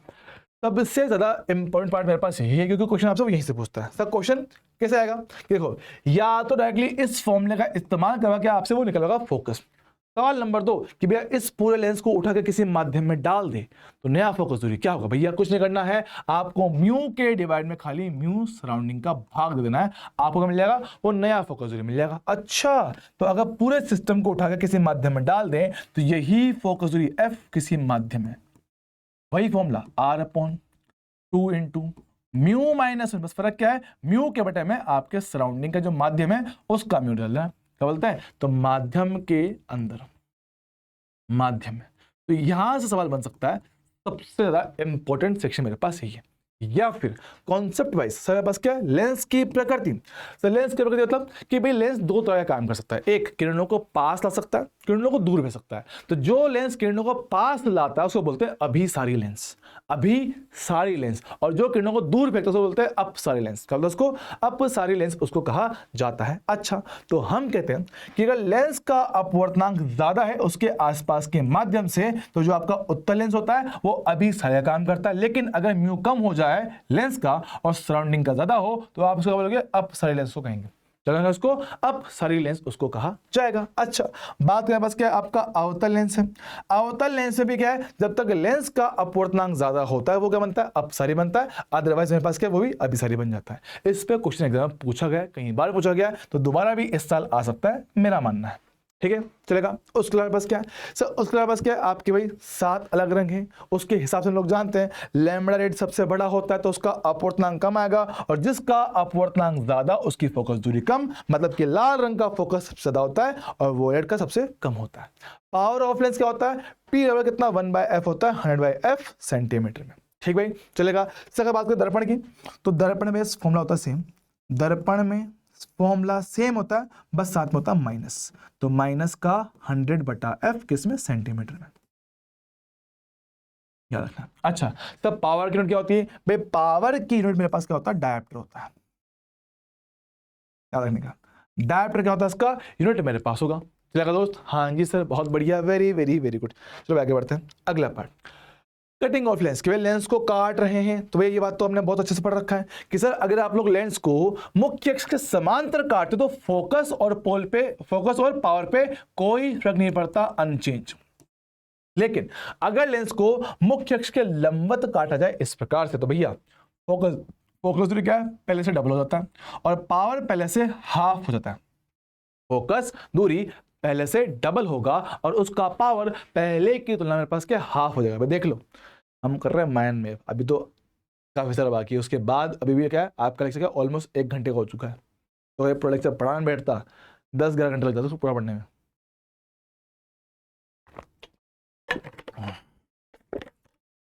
ढंग से पढ़ने बैठते हैं लग जाते 10 घंटे। ठीक है, बात समझते हैं। सर लेंसों का संयोजन, हम कह रहे हैं कि मान लो भैया आपने क्या बहुत सारे लेंस को ऐसे लाइन से जोड़ लिया, चिपका के, तो आपने साइड लेंस को चिपका के रखा है, तो इनको हटा के आप सिंगल लेंस का इस्तेमाल कर सकते हो, जिसकी तुल्य फोकस दूरी क्या है, इस फॉर्मूला से निकलेगा 1/f 1/f1 1/f2 1/f3। ठीक है, तो आप इसको ऐसे यूज कर सकते हो। लेकिन अगर मान लो कि भैया आपने लेंस को रखा थोड़ा दूरी पर और आने वाली किरणें क्या मुख्य अक्ष से समांतर है, अच्छा ध्यान रखना, ये कंडीशन इंपॉर्टेंट है। तो अगर आने वाली किरणें मुख्य अक्ष के समांतर हैं, हाँ, और लेंस थोड़े दूर पे रखा हुआ है, ओके सर, तो ऐसी अवस्था में इस सिस्टम की तुल्य फोकस दूरी भैया इस फॉर्मूला से निकाल सकते हो, 1/f1 1/f2 माइनस d/f1f2। ठीक भाई, चलेगा, हाँ सर। अब मेरे पास क्या है, अगर मान लो अलग अलग पदार्थों से मिलकर हम लोग लेंस को बनाएं, पर समझिएगा अब अलग अलग पदार्थ आप लोग दो तरह से डाल सकते हो। तरीका नंबर 1, सर मुख्य अक्ष के लंबवत ऐसे डाल दो, मुख्य अक्ष के लंबवत आपने ऐसे अलग अलग माध्यम डाल दिए। अच्छा सर, हमारे पास क्या है, माध्यम नंबर 1, माध्यम नंबर 2, माध्यम नंबर 3। अब हम जानते हैं कि फोकस जो होने क्या होता है, r/2 इंटू म्यू माइनस 1, जो भी कहें, एक बार समझ सकता हूँ कि f क्या है, म्यू के व्युत्क्रमानुपाती होता है। मतलब क्या कि अलग अलग माध्यम मतलब अलग अलग फोकस, तो इस माध्यम के लिए एक फोकस बनेगा, इस माध्यम के लिए एक फोकस बनेगा, और इस माध्यम के लिए क्या एक फोकस मेरे पास बन जाएगा। अलग अलग माध्यम अलग अलग फोकस। सर ये मेरे पास क्या है, एक तरह से 3 लेंस का कॉम्बिनेशन है। हाँ सर, तो 3 लेंस का कॉम्बिनेशन बिल्कुल ऐसा बनेगा, तो 3 लेंस का कॉम्बिनेशन से एक कॉमन फोकस दूरी निकाल सकते हो, मतलब एक लेंस इनको बनाया जा सकता है। तो इन 3 को मिला के एक लेंस बन सकता है, अगर एक लेंस बनेगा तो उनसे एक ही इमेज बन पाएगा। हाँ सर, तो अगर आप इन पे किरणों का आपतन करवाते हो तो बनने वाले इमेज की जो संख्या होगा मेरे पास क्या है, एक इमेज बनेगा हमेशा, मेरे पास हमेशा 1 इमेज आपको मिलेगा। लेकिन लेकिन लेकिन मैं कह रहा हूं कि अगर हमने माध्यम को डाला भाई इस प्रकार से कि जो माध्यम है वो मुख्य अक्ष के समांतर डालें, समांतर। देखो सर, किरण आई, वो किरण सिर्फ इससे गुजरेगी, उसको बाकी 3 से गुजरने का मौका नहीं मिलेगा। जो किरण यहां से गुजरेगी वो सिर्फ इसी माध्यम से गुजरा, बाकी से नहीं गुजर पाएगा। ये आया, ये भी सिर्फ एक माध्यम से गुजरा, ये भी कितना, एक माध्यम से गुजरा। मतलब क्या है, हर एक हिस्सा एक अलग लेंस है, हर एक हिस्सा अलग लेंस है, और जो किरण इससे गुजरा वो इनसे नहीं गया, जो इससे गया वो इनसे नहीं गया, जो इससे गया वो बाकी से नहीं गया। हाँ सर, तो हर एक से एक एक इमेज बनेगी। तो भाई जितने अलग लेंस हैं, जितने अलग लेंस होंगे उतनी ही मेरे पास इमेज बन जाएंगे भाई। तो जितनी फोकस दूरियां अलग अलग उतनी मेरे पास इमेज बन जाएगी। ये बात अपने को एकदम पता होना चाहिए। हाँ सर, बहुत बढ़िया। पर क्या है इसमें, क्या है इसमें, जो भी किरण था उसको तीनों से गुजरना ही पड़ रहा था। जब तीनों से गुजरना पड़ा तो एक लेंस बना, एक लेंस बनेगा तो एक फोकस दूरी मिलेगा, और एक फोकस दूरी से एक ही मेरे पास इमेज बन पाएगा। बहुत बढ़िया। आगाज करता हूं। लेंस सूत्र सर, मेरे पास दर्पण सूत्र होता है, बिल्कुल वैसा बस ये फॉर्मूला होता है, बस फर्क क्या है, वहां पे बीच में प्लस था, यहां बीच में माइनस है। बहुत बढ़िया। मेरे पास क्या है, ये आपका लेंस फॉर्मूला है, इसको याद रखने का है। हाँ जी सर, वेरी गुड, ओके। मेरे पास क्या है, आपका आवर्धन sir, M height of image अपन हाइट ऑफ ऑब्जेक्ट सेम, तो वहां क्या था, वहां माइनस का v बटा u था, यहाँ प्लस का v बटा u। तो भैया तो height of image, height of object कितना बचेगा, v बटा u, प्लस में आएगा, माइनस में आएगा। ठीक है, तो कितना बचेगा, f upon F plus U, ये शॉर्टकट फॉर्मूला है। और f minus V upon F से कब इस्तेमाल करना है, ये आपको तब इस्तेमाल करना है जब क्वेश्चन में आपको वस्तु का दूरी, जब आपको वस्तु का दूरी, फोकस दूरी दे रखा हो और आपसे आवर्धन पूछ ले। हाँ सर, तो आवर्धन का और उनका इस्तेमाल करें तो कर सकते हो। ठीक है, इन पे भी क्वेश्चन बहुत बनता है, बहुत ज्यादा। अब मैंने कहा था कि लेंस और दर्पण की चीजें बिल्कुल बिल्कुल सेम चलती है, बस क्या होता है, थोड़ा सा इनमें क्या होता है, फर्क रहता है। सब फर्क बोले तो थोड़ा डिफरेंस खाली ये है कि जो काम वहां पे आपका उत्तल करता था, उत्तल दर्पण करता था, वो यहाँ पे अवतल दर्पण करता है। जो काम वहां पे अवतल दर्पण कर रहा था वो यहाँ पे उत्तल लेंस करेगा। तो उत्तल लेंस, वही सब बात है कि सर m का मान ऋणात्मक रखते हुए बड़ा बराबर छोटा कर सकता है, लेकिन अगर m धनात्मक हो तो खाली एक काम करेगा सब, बड़ा रखने वाला। और जो आपका अवतल लेंस होगा वो एक काम करेगा, वो भी बेकार करेगा।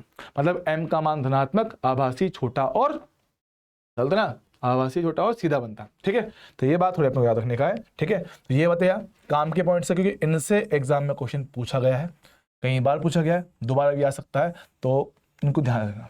ठीक है, क्योंकि इनसे क्वेश्चन आपका जब जब पूछा गया है बच्चे जवाब नहीं दे पाते, और आसान चीज़ है भाई, बहुत आसान चीज़ है। अगर क्लास में ध्यान से सुना हुआ है तो गारंटी आप इनका आंसर कर सकते हो, गारंटी आप इनका आंसर कर सकते हो 100%। चल लगा दोस्त, हाँ सर, बहुत बढ़िया। अच्छा सर, और मेरे पास क्या है, न्यूटन फॉर्मूला। भाई ये तो वहां पर भी था, हाँ भाई सेम फॉर्मूला है।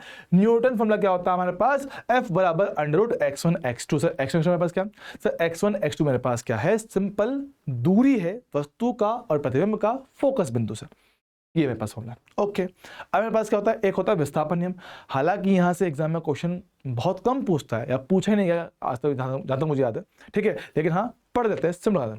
सर विस्थापन नियम क्या होता है, इस विधि की मदद से, इस नियम की मदद से आप लोग क्या कर सकते हो, किसी भी दिए गए लेंस का फोकस दूरी निकाल सकते हो। तो क्वेश्चन की लैंग्वेज कुछ वो ऐसे कहेगा कि मेरे पास क्या है, एक पर्दा है, एक वस्तु है, उनके मध्य से दूरी कितना, d, कुछ मान आपको देगा। अच्छा, कुछ मान आपको देगा। सर अब क्या बोलेगा कि इनके मध्य में हमने रखा एक लेंस, रख दो, है ना, जिसकी फोकस दूरी आपको निकालने का है।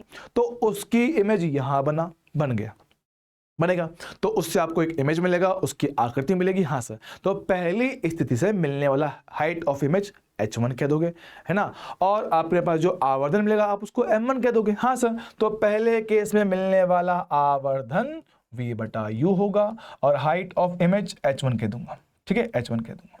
ठीक है, अब हम कहते हैं, फिर वो क्वेश्चन में कहेगा कि अब क्या करते हैं भाई, लेंस को थोड़ा सा आगे सरकाते हैं, सरका के फिर से इस स्क्रीन पर एक क्लियर इमेज बनाई जाती है। अच्छा, तो दूसरी जो स्थिति होगा वो हमेशा ऐसे बनेगा कि जो u और v का मान था आपस में इंटरचेंज हो जाएगा, मतलब कि v वाली वैल्यू वहां पहुंच जाएगी, u वाली वैल्यू यहां पहुंच जाएगी। मतलब कि वस्तु का जो दूरी है वो v के समान होगा और इमेज का दूरी वो कितना, u के समान होगा। अच्छा, तो सेकेंड अवस्था में मिलने वाला जो आवर्धन होगा होगा वो इसका ठीक उल्टा होगा, u/v होगा, और हाइट ऑफ इमेज कितना, h2 कह दो। हाँ सर, तो मेरे पास क्या है, आप लोग अपने एक्सपेरिमेंट में क्या चीज कैलकुलेट कर सकते हो, सर d पता होगा, लेंस कितना सरका दिया वो x पता होगा। अब इनकी जरा बात करता हूं, सर d क्या है, u और v को मिला दो तो आपको d मिल जाएगा। हाँ सर, तो u प्लस v कितना होता है, d बनता है।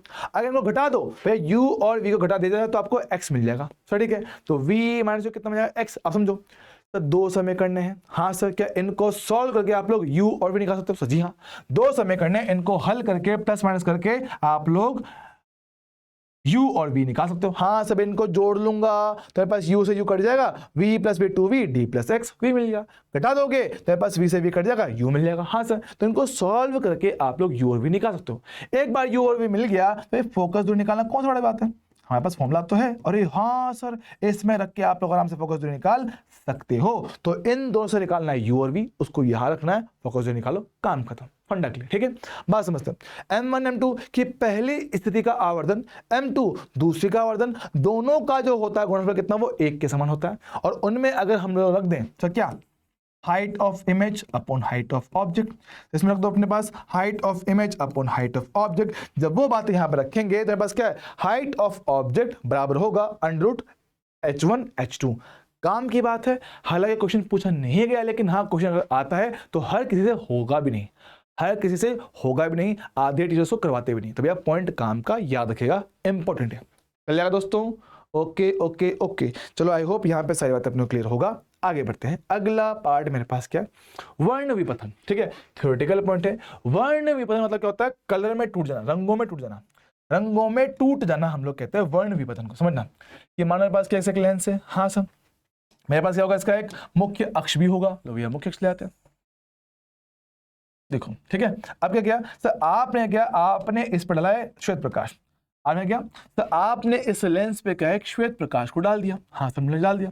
अब हम कहते हैं कि श्वेत प्रकाश मतलब 7 अलग अलग रंग, 7 अलग अलग रंग। तो हमने क्या कहा सर, अलग अलग रंगों के लिए अलग अलग लैम्बडा होता है, अलग अलग उनका क्या होता है, अपवर्तनांक मेरे पास आता है। सर ठीक है, हमने कहा था सर लाल रंग के लिए लैम्बडा सबसे ज्यादा होता है, तो उसके लिए अपवर्तनांक सबसे कम आता है, और उसके लिए फोकस मेरे पास सबसे ज्यादा बनता है। हाँ सर, तो जब वहां पे मेरे पास श्वेत प्रकाश आएगा, हम जानते हैं समांतर आती हुई किरणें हमेशा कहां मिलती है, फोकस से मिलती है। तो देख पा रहे हो सर, लाल रंग का फोकस सबसे ज्यादा, मतलब कि ये जो लाल रंग है वो सबसे दूर जाके मिलेगा आपस में। यहाँ पे मेरे पास क्या आपका ये होगा लाल रंग का फोकस दूरी। अच्छा, लेकिन जो मेरे पास होगा इंडिगो है ना, जब सॉरी वॉयलेट, जब का वॉयलेट है ना, जब का वॉयलेट कलर है सर, उसकी फोकस दूरी सबसे कम, तो सबसे नजदीक जाके यहां मिलता है। ओहो ठीक है, तो इसकी जो दूरी मेरे पास यहां से क्या वो बनेगा एफ वॉयलेट। ठीक है, मेरे पास क्या है, और बाकी जितने कलर हैं, बाकी जितने भी कलर मेरे पास क्या इनके बीच में, बाकी जितने भी कलर मेरे पास क्या वो इनके बीच में, ऐसे बन जाएगा है ना। देखो ऐसे जितने कलर हैं वो सारे कलर इनके बीच में आके मिल जाएंगे, इस प्रकार से। प्लस में बस क्या है ऑरेंज, ऐसे मिल जाएगा। ठीक है भाई, क्लियर है क्या, हाँ जी सर, हाँ जी सर, बहुत बढ़िया। बच्चे देख रहे, एक मिनट ना, ठीक है एक मिनट। हाँ तो भैया आ जाओ, आ जाओ, फटाफट से खत्म करते हैं स्कूल। देखो भैया, देखो देखो देखो देखो, आ जाओ। ठीक है, अब मेरे पास क्या, तो ऐसे मेरे पास क्या है, आपकी जो श्वेत प्रकाश होता है उसका टुकड़ों में टूट जाना क्या कहलाता है, वर्ण विपथन कहलाता है। तो ये आप लोग देख पा रहे हो, ठीक भाई, समझ रहे हैं क्या। हाँ सर, अब कहानी मेरे पास क्या, अगला मेरे पास पार्ट मेरे पास प्रिज्म है। अब प्रिज्म एक से ऐसा सेक्शन है जिससे बच्चे थोड़े डरते हैं, पर मैं आपको क्लियरली बोलता हूँ, अगर आपको स्नेल्स का नियम लगाना आता है, इस पार्ट में डरने का कोई पॉइंट है ही नहीं। लेकिन मानना, अगर आपको सिर्फ और सिर्फ स्नेल्स नियम लगाना आता है तो आप लोग इसके हर एक क्वेश्चन को कर सकते हो। पर सर हम समझ नहीं पाते हैं कि क्वेश्चन को कैसे किया जाए, कैसे हो पाएगा, कैसे नहीं हो पाएगा। कुछ नहीं करना है, अगर स्नेल्स की समीकरण लिखना आता है, क्वेश्चन खुद ब खुद सोल्व हो जाएगा। कुछ बेसिक फॉर्मूला याद रखना है, स्नेल्स का नियम लगाना आना चाहिए, बस इतना काम होता है। बस समझिएगा, हम कहते हैं कि मेरे पास कि मान मेरे पास एक प्रिज्म मतलब क्या, ऐसे कांच का एक त्रिभुजाकार संरचना होता है। हाँ सर, पिरामिड में संरचना होता है। अब पिरामिड में मेरे पास क्या, एक किरण आएगा, अपवर्तन होगा। हाँ सर, तो आने वाली किरण का यहाँ पे बनने वाला कोण आपका होता है आपतन कोण, अपवर्तन होगा, यहाँ कोण में कितना मेरे पास R1 बनेगा। ये गया दूसरी सतह पे, वहां टकराया, वहां पे बनने वाला कोण कितना R2 कहा जाएगा, और जिस कोण से बाहर निकलेगा आप उसका E कहोगे। ओके सर, ये बस क्या होता है, निर्गत कोण होता है सर ए को हम लोग बोलते हैं प्रिज्म कोण। क्या बोलते हैं इसको, प्रिज्म कोण इसको कहा जाएगा। आपका प्रिज्म का अपवर्तक कोण से कहते हैं, ठीक है, प्रिज्म का अपवर्तक कोण से कहा जाता है। अच्छा, तो मेरे पास क्या है, इन दो बिंदुओं पे लगने वाला स्नेल का समीकरण आपको लगाना आना चाहिए। हवा से आया, एन के अंदर चला गया, तो जिस माध्यम में आया वहां का अपवर्तनांक, वहां बनने वाला कोण, जहां चला गया वहां का अपवर्तनांक और वहां बनने वाला कोण, ये पहली सरफेस पे बनने वाला स्नेल का समीकरण चल जाएगा, है ना। सेम तरह से surface number 2 n into sine R2 बराबर बाहर निकला एक में तो आई ई के साथ, है ना। तो भाई दूसरा सरफेस पे तो n साइन R2 चले गए, दूसरे माध्यम से वहां कोण कितना है मेरे पास, ई के समान। तो दो बिंदुओं पे बनने वाले आपकी स्नेल का समीकरण हो गया। अच्छा, अब इसमें क्या बोलता है, एक सवाल कि भैया मेरे पास विचलन कोण कितना होगा। मेरे पास क्या है, किरण आया, अपने वास्तविक पथ से कितना विचलित हो गया, वो आपसे एक बात ये पूछता है ना। तो डेल्टा क्या होगा सर, डेल्टा हम लोग यहाँ पे क्या कहेंगे, आई प्लस का ई माइनस का ए, ये आपका क्या होगा, डेल्टा विचलन कोण मेरे पास होगा। अच्छा, उसके अलावा हम लोग क्या बोलते हैं भैया कि R1 है प्लस कितना R2 है बराबर कितना पास ए आएगा। हाँ सर, ये मेरे पास क्या होता है, इनका फॉर्मूला जो मेरे पास काम का होता है। तो R1 प्लस R2 ए होता है, आई प्लस ई माइनस का क्या होता है, डेल्टा मेरे पास होता है विचलन को। ये मेरे पास मोटा मोटा मेन फॉर्मूला है। अच्छा सर, ज्यादातर सवाल कहां से पूछता है, ज्यादातर सवाल आपके बनते हैं इस टॉपिक से। मेरे पास क्या है, न्यूनतम विचलन। मेरे पास क्या, कि जो मेरे पास प्रिज्म पे किरण आ रही है उसका न्यूनतम विचलन कोण कितना होगा और कब होता है, समझते हैं। मेरे पास क्या होता है कि ये क्या होता है, ये आपका विचलन कोण का आय के साथ एक ऐसा ग्राफ बनता है।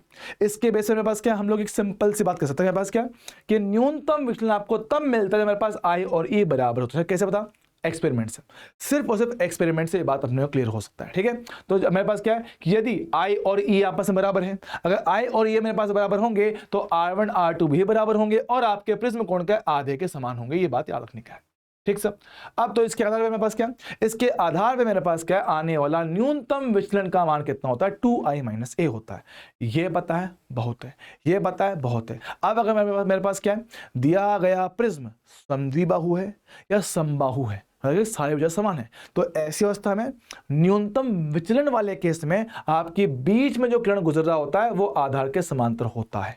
डायग्राम वाला क्वेश्चन आ सकता है, डायग्राम वाला क्वेश्चन आ सकता है कि आपको डायग्राम देगा, बहुत सारे डायग्राम दिखाएगा, सिर्फ एक डायग्राम ऐसा होगा जिसमें आपकी समांतर मतलब आधार के समांतर किरण जा रहा होगा, तो वही मेरे पास क्या आपको डेल्टा मिनिमम देखने को मिलेगा। अच्छा सर, काम का पॉइंट है। अच्छा, अब मेरे पास देखो ये पॉइंट याद रखने का है और आपको स्नेल का समीकरण लगाना आता है, मतलब कि ये दो, अगर ये दो समीकरण पता है और ये कुछ कंडीशन पता है न्यूनतम विचलन के लिए, सारे क्वेश्चन हो जाएंगे, सारे क्वेश्चन कर सकते हो। लेकिन फिर भैया अगर आपको फॉर्मूला चाहिए तो भाई फॉर्मूला देख लो, पूछ सकता है कि मेरे पास क्या न्यूनतम विचलन की अवस्था में इस प्रिज्म का अपवर्तनांक कितना होगा, मेरे पास ये फॉर्मूला आएगा। तो कैसे आएगा, देखो यहां से निकाल सकते हो आई, यहां से आपको R1 बताया और ये सारी वैल्यूज अब क्या है, पहले बिंदु पे स्नेल समीकरण में डाल देना, यहां डाल दोगे तो आपको म्यू मिल जाएगा। बाकी मुद्दे की बात यही कि भैया फॉर्मूला याद रखने के बजाय सॉल्व करना सीख लोगे तो अच्छा रहेगा, बाकी आपके सामने, ठीक है। ओके, अधिकतम विचलन, अब ये दो ऐसे सेक्शन हैं जो सिलेबस का हिस्सा तो रहे हैं लेकिन इन पे से सवाल कभी आपका पूछा नहीं गया,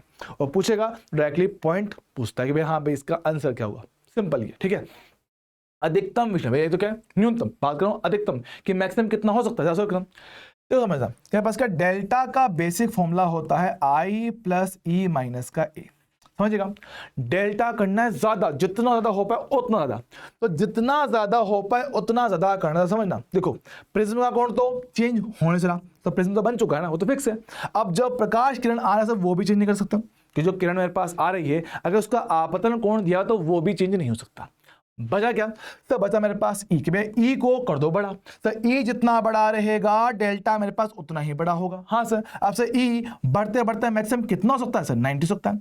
जब ई बढ़ते बढ़ते क्या मेरे पास मैक्सिमम 90 हो सकता है। और याद करो सर, अगर मेरे पास आपका बाहर निकलने वाला कोण 90 डिग्री हो सके, कभी होता है ये तब होता है जब मेरे पास यहाँ वाला कोण क्या होता है, क्रांतिक कोण होता है, क्रिटिकल एंगल होता है, पूर्ण आंतरिक परिवर्तन होता है। अरे हाँ सर, हम लोग ये बात जानते हैं। तो कुछ नहीं करना, अगर आपसे कहता है कि आपकी जो किरण है वो प्रिज्म के स्पर्श रेखीय बाहर निकलता है या अधिकतम विचलन की बात करता है, तो ऐसी अवस्था मेरे पास क्या है, ये जो R2 है ये क्रांतिक कोण के समान होगा। और आप लोग जानते हो कि जो क्रांतिक कोण होता है वो 1/μ के समान होता है। बहुत बढ़िया। ओके, सेम तरह से है कि नो इमर्जेंस की किरणें मेरे पास बाहर ही नहीं निकले, किरणें मेरे पास क्या बाहर ही निकले नहीं निकले चाहे जो मर्जी कर लो, मतलब क्या है इस बिंदु से वो स्पर्श रेखीय रूप से बाहर निकलने के बजाय अंदर घूम जाए। तो ये कब होता है, डायरेक्ट बात है रखना। सर क्या कि अगर आपका ए मतलब जो प्रिज्म का कोण होता है अगर ये क्रांतिक कोण के दुगने मान से बड़ा हो, डायरेक्ट याद रखो, समझने का कोई मतलब नहीं, याद आपको रहेगा भी नहीं, ठीक है। तो ए का मान क्या है, क्रांतिक कोण के दुगने से बड़ा होता है, तो किरणें चाहे किसी भी कोण पे इस पर डाल दो, कभी जिंदगी में वो मतलब कभी जिंदगी में दूसरी साइड से बाहर नहीं आ पाएंगे। क्लियर है दोस्तों? हाँ सर एकदम क्लियर, बढ़िया बढ़िया बढ़िया, शानदार। ले भैया आओ आगे बात करते हैं। थिन प्रिज्म, सब मान लो मेरे पास क्या प्रिज्म बहुत ज्यादा पतला है। सर प्रिज्म मेरे पास बहुत पतला होगा मतलब कि उसका जो प्रिज्म कोण है ए, अगर वो मेरे पास क्या है 7 डिग्री से कम होता है, तो ऐसी अवस्था में क्या है उसके लिए विचलन कोण का फॉर्मूला होता है μ-1 × a। μ-1 × a मेरे पास होता है फॉर्मूला। अच्छा, अब अगर इस पतले से प्रिज्म पर एक श्वेत प्रकाश डाल दें, हम जानते हैं भैया श्वेत प्रकाश जानते हो 7 अलग रंग होते हैं, तो 7 अलग रंगों के लिए क्या होता है उनका म्यू या बोले उनका अपवर्तनांक अलग अलग मेरे पास आता है। हाँ सर, अब ये बात तुम लोग जानते हो भैया। तो क्या होता है हमारे पास लाल रंग का अपवर्तनांक सबसे कम होता है और वोलेट का सबसे ज्यादा होता है। हाँ सर, तो जिसका अपवर्तनांक ज्यादा उसका डेल्टा मेरे पास क्या होता है ज्यादा, तो लाल रंग का विचलन सबसे कम होता है और वोलेट का सबसे ज्यादा। ठीक है, तो मेरे पास श्वेत प्रकाश वहां पे जाएगा, तो वहां पे मेरे पास श्वेत प्रकाश जाएगा तो आपका लाल रंग का विचलन सबसे कम होगा, ठीक है, और आपके वॉयलेट का सबसे ज्यादा होगा, और बाकी सारे रंग इनके बीच में, बाकी सारे रंग होंगे इनके बीच में। भाई वॉयलेट का मेरे पास क्या इंडिगो आएगा, उसके मेरे पास क्या आएगा ब्लू आ जाएगा, उससे मेरे पास क्या होगा ग्रीन आएगा, ओहो ग्रीन आएगा, फिर मेरे पास क्या आएगा येलो आएगा, फिर मेरे पास क्या आएगा आपका ऑरेंज आएगा, और आखिर मेरे पास क्या रेड होगा। तो कुल मेरे पास क्या आपका प्रकाश इसे 7 रंगों में टूट जाएगा। ओके सर, 7 रंगों में टूट गया तो हर एक प्रकाश का अपना अलग एक विचलन कोण होगा। जैसे कि लाल रंग का विचलन डेल्टा आर कहूंगा, वोयलेट का विचलन कितना डेल्टा वी कहा जाएगा, और आपके इस फॉर्मूला के हिसाब से लाल रंग का विचलन क्या लिखोगे मेरे पास, लाल रंग का अपवर्तनांक -1 × a। सेम तरह पास क्या है डेल्टा वोयलेट से कितना बचेगा म्यू वी -1 × a। तो मेरे पास क्या है आपके लेंस ने सारे रंगों को कितने कोण से अलग कर दिया है उसको बोलते हैं थीटा, बोलते हैं पास विक्षेपण कोण कहते हैं।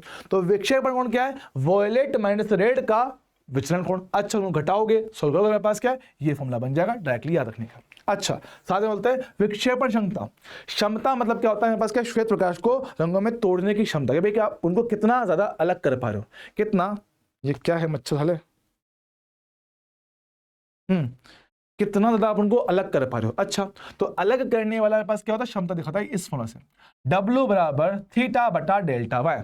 तो मैं बताऊं येलो कलर के लिए कितना मेरे पास क्या है विचलन है, तो थीटा मेरे पास वो रहा येलो के लिए μy - 1 × a, इस फॉर्मूला बनता है। अब a से a कट जाएगा तो ये बचेगा डायरेक्ट फॉर्मूला। अब क्या होता है भैया, हम लेंस हम क्या करता है प्रिज्म का, हम करता है प्रिज्म का कॉम्बिनेशन, एक सीधा और एक उल्टा, मतलब कैसा कुछ ऐसा। मेरे पास क्या एक प्रिज्म ऐसे है और एक प्रिज्म मेरे पास ऐसे। हाँ सर, ये बोलता है प्रिज्म का कॉम्बिनेशन। तो ऐसे कॉम्बिनेशन को यूज करके हम ये दो केस बना सकते हैं, विक्षेपण रहित विचलन। विक्षेपण रहित मतलब कि रंगों में नहीं टूटे, तो भैया पहला वाला प्रिज्म रंगों में तोड़ देगा, दूसरा वाला उनको मिला देगा, तो जितना उनको घुमाया उतना आपस मिला दिया। अच्छा, तो यहां बात करता हूं इस केस में, तो क्या पता μv माइनस का μr × a। दूसरे प्रिज्म जाओगे, दूसरा पदार्थ है तो वहां पे अपवर्तनांक मेरे पास अलग होगा, × a' होगा। हाँ सर, मेरे पास क्या है यहां से वो आपसे वो a' निकलवाएगा। सेम तरह से बस क्या है विचलन रहित है, मुझे विचलन नहीं करना है।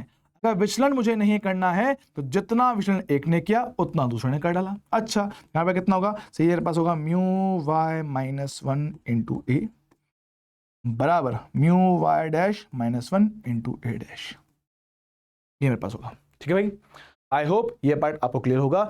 यहां से मेरे पास क्या है, यहां से भी आपसे वो a' ही निकलवाएगा, सिंपल डायरेक्ट फॉर्मूला बेस। क्या दोस्त? हाँ जी सर। अब मेरे पास क्या इस चैप्टर का एक आखिरी सेक्शन है, वो मेरे पास क्या आपके इंस्ट्रूमेंट है ना, जब ऑप्टिकल इंस्ट्रूमेंट होते हैं उसकी बात करता हूँ। समझिएगा, मानव नेत्र।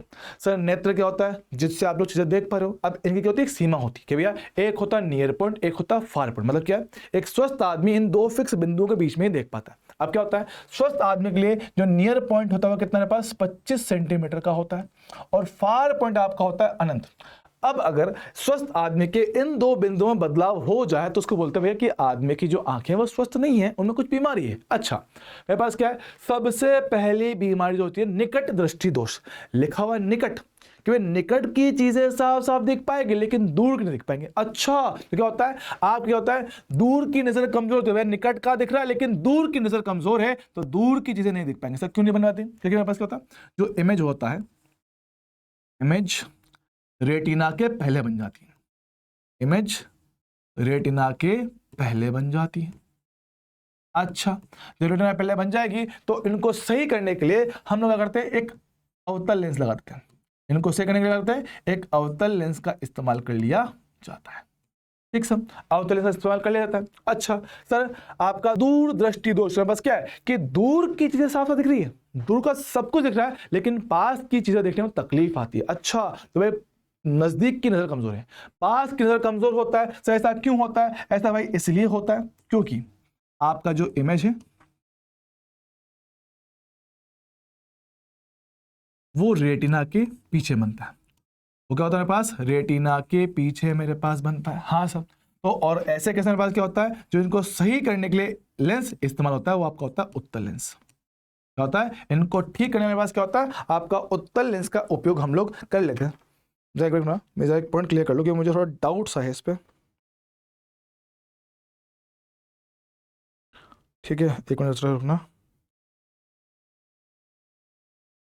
बस चेक कर लूँ कि इसमें डे अपने पास एक बार डाटा कंफर्म कर लूँ, क्योंकि मुझे थोड़ा थोड़ा डाउट रहता है, क्योंकि अक्सर कहना मेरे से चीज़ें उल्टी हो जाती है। ज़रा एक मिनट देख लूँ, एक मिनट। ठीक है, बस एक मिनट दीजिएगा बच्चे लोग।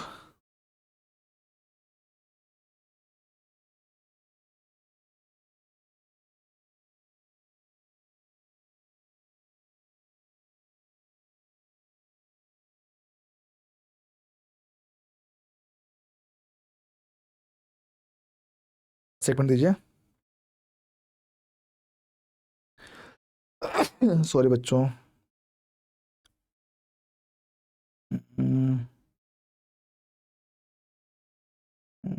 सही लिखा ना?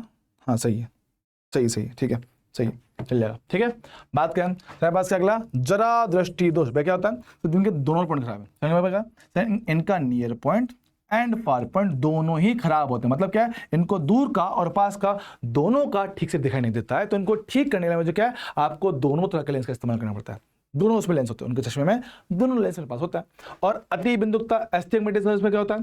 तो इसमें होता है कि आदमी को एक साथ खड़ी रेखाएं और लेटी रेखाएं देखने में तकलीफ आती है, बोले किसी एक दिशा में फोकस करने में तकलीफ आता है, तो उसको बोलते हैं आपका अति बिंदुकता। इसको ठीक करने के लिए बेलनाकार लेंस का इस्तेमाल होता है। देखते हैं यहाँ पे ना, बेलनाकार सिलेंड्रिकल लेंस, बेलनाकार लेंस इसमें इस्तेमाल किया जाता है। ठीक है, बेलनाकार लेंस इसमें इस्तेमाल किया जाता है। सब बहुत बढ़िया, बहुत बढ़िया, बहुत बढ़िया। मेरे पास क्या है? आखिरी का पार्ट जो आपके सिंपल माइक्रोस्कोप, कंपाउंड माइक्रोस्कोप है। हाँ सर, मैं आपको क्लियरली बोलता हूँ, अभी आप इनके डायग्राम में फोकस ना करें। क्वेश्चन इन पे जो आते हैं आपको डायरेक्टली फॉर्मूला बेस आते हैं।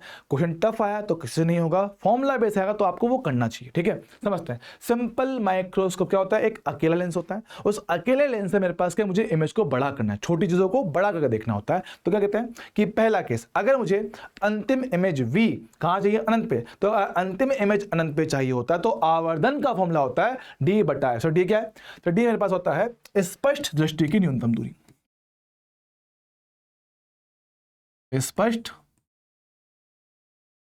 दृष्टि की, स्पष्ट दृष्टि की न्यूनतम दूरी, स्पष्ट दृष्टि की न्यूनतम दूरी इसको कहेंगे, जो कि स्वस्थ आदमी के लिए कितना होता है? 25 सेंटीमीटर होता है। तो क्वेश्चन में नहीं दिया हो तो आप इसका इस्तेमाल करेंगे। ठीक सर, लेकिन अगर मुझे अंतिम प्रतिबिंब कहां चाहिए भैया? डी पर चाहिए। माइनस जी, आपको कहां पे चाहिए? डी पे चाहिए। तो मेरे पास क्या है? ऐसी अवस्था में मेरे पास जो आपका होता है आवर्धन, उसी फॉर्मूला में प्लस कर दो 1, तो 1 + d/f ये फॉर्मूला होता है।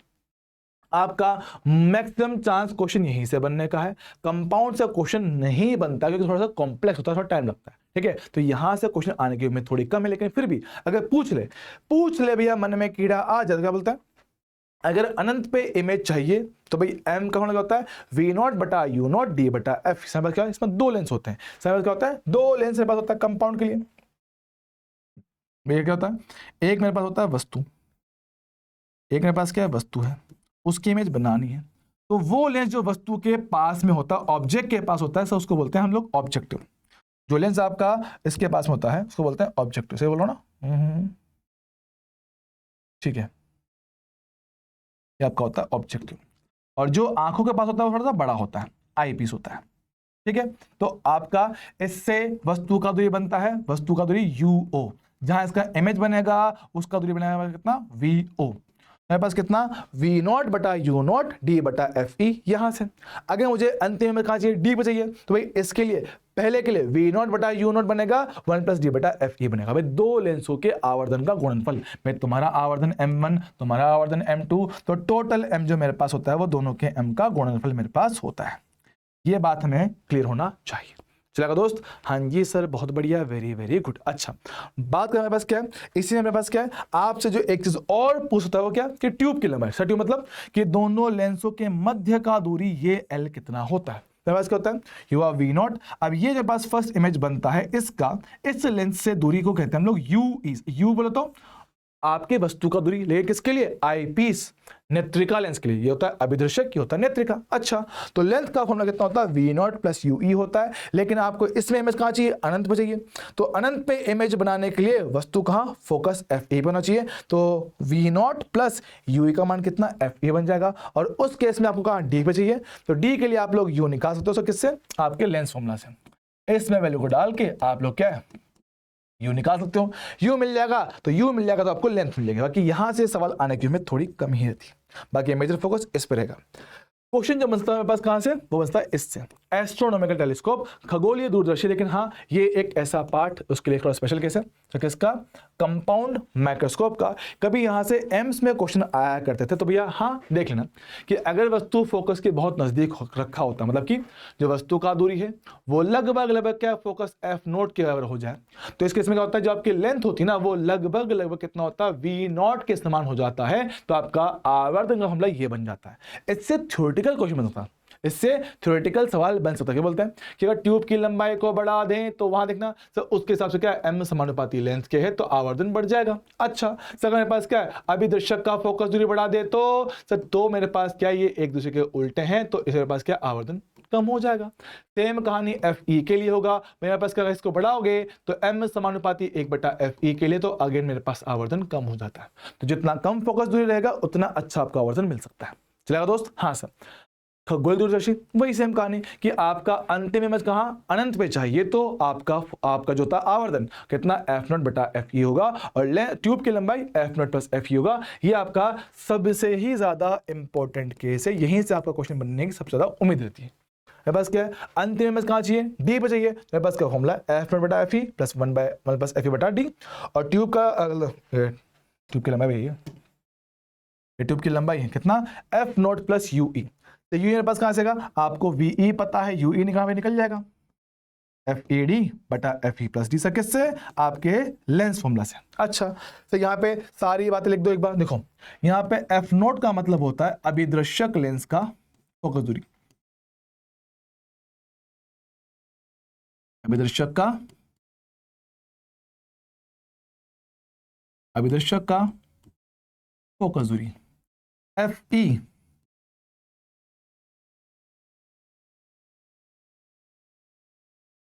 नेत्रिका का फोकस दूरी। ठीक है, चल जाएगा, हाँ सर। और D आपको पता ही है, बस में वैल्यू डालो, काम खत्म, सिंपल सा। भाई सबसे इंपॉर्टेंट पार्ट मेरे पास या तो ये है या फिर मेरे पास ये वाला, इन्हीं से क्वेश्चन आता है, वरना नहीं आएगा। ठीक है, बात समझते हैं। लास्ट में बस क्या, रिजॉल्विंग पावर, कि भैया दो बिल्कुल नजदीक वाले बिंदुओं को अलग अलग दिखाने की क्षमता बोलते हैं रिजॉल्विंग पावर, विभेदन क्षमता, विभेद करना, अलग करना। अच्छा, मेरे पास क्या है, डायरेक्ट फॉर्मूला है कंपाउंड माइक्रोस्कोप की विभेदन क्षमता RL। सवाल मेरे पास क्या है, रिजॉल्विंग लिमिट, कि न्यूनतम कितनी दूरी तक आप उनको अलग अलग देख पाओगे, न्यूनतम कितनी दूरी या कितनी कोणीय दूरी तक आप उनको अलग अलग देख पाओगे। मेरे पास क्या होता है, RL। RL मेरे पास आपका होता है resolving limit, resolving limit.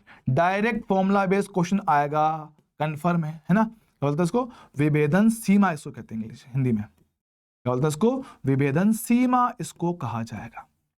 Okay, और जो आपका होता है RP रिजॉल्विंग पावर, तो ये रिजॉल्विंग लिमिट का एकदम उल्टा होता है, तो बोलते हैं हम लोग रिजॉल्विंग पावर कहते हैं, विभेदन क्षमता कहते हैं इसको।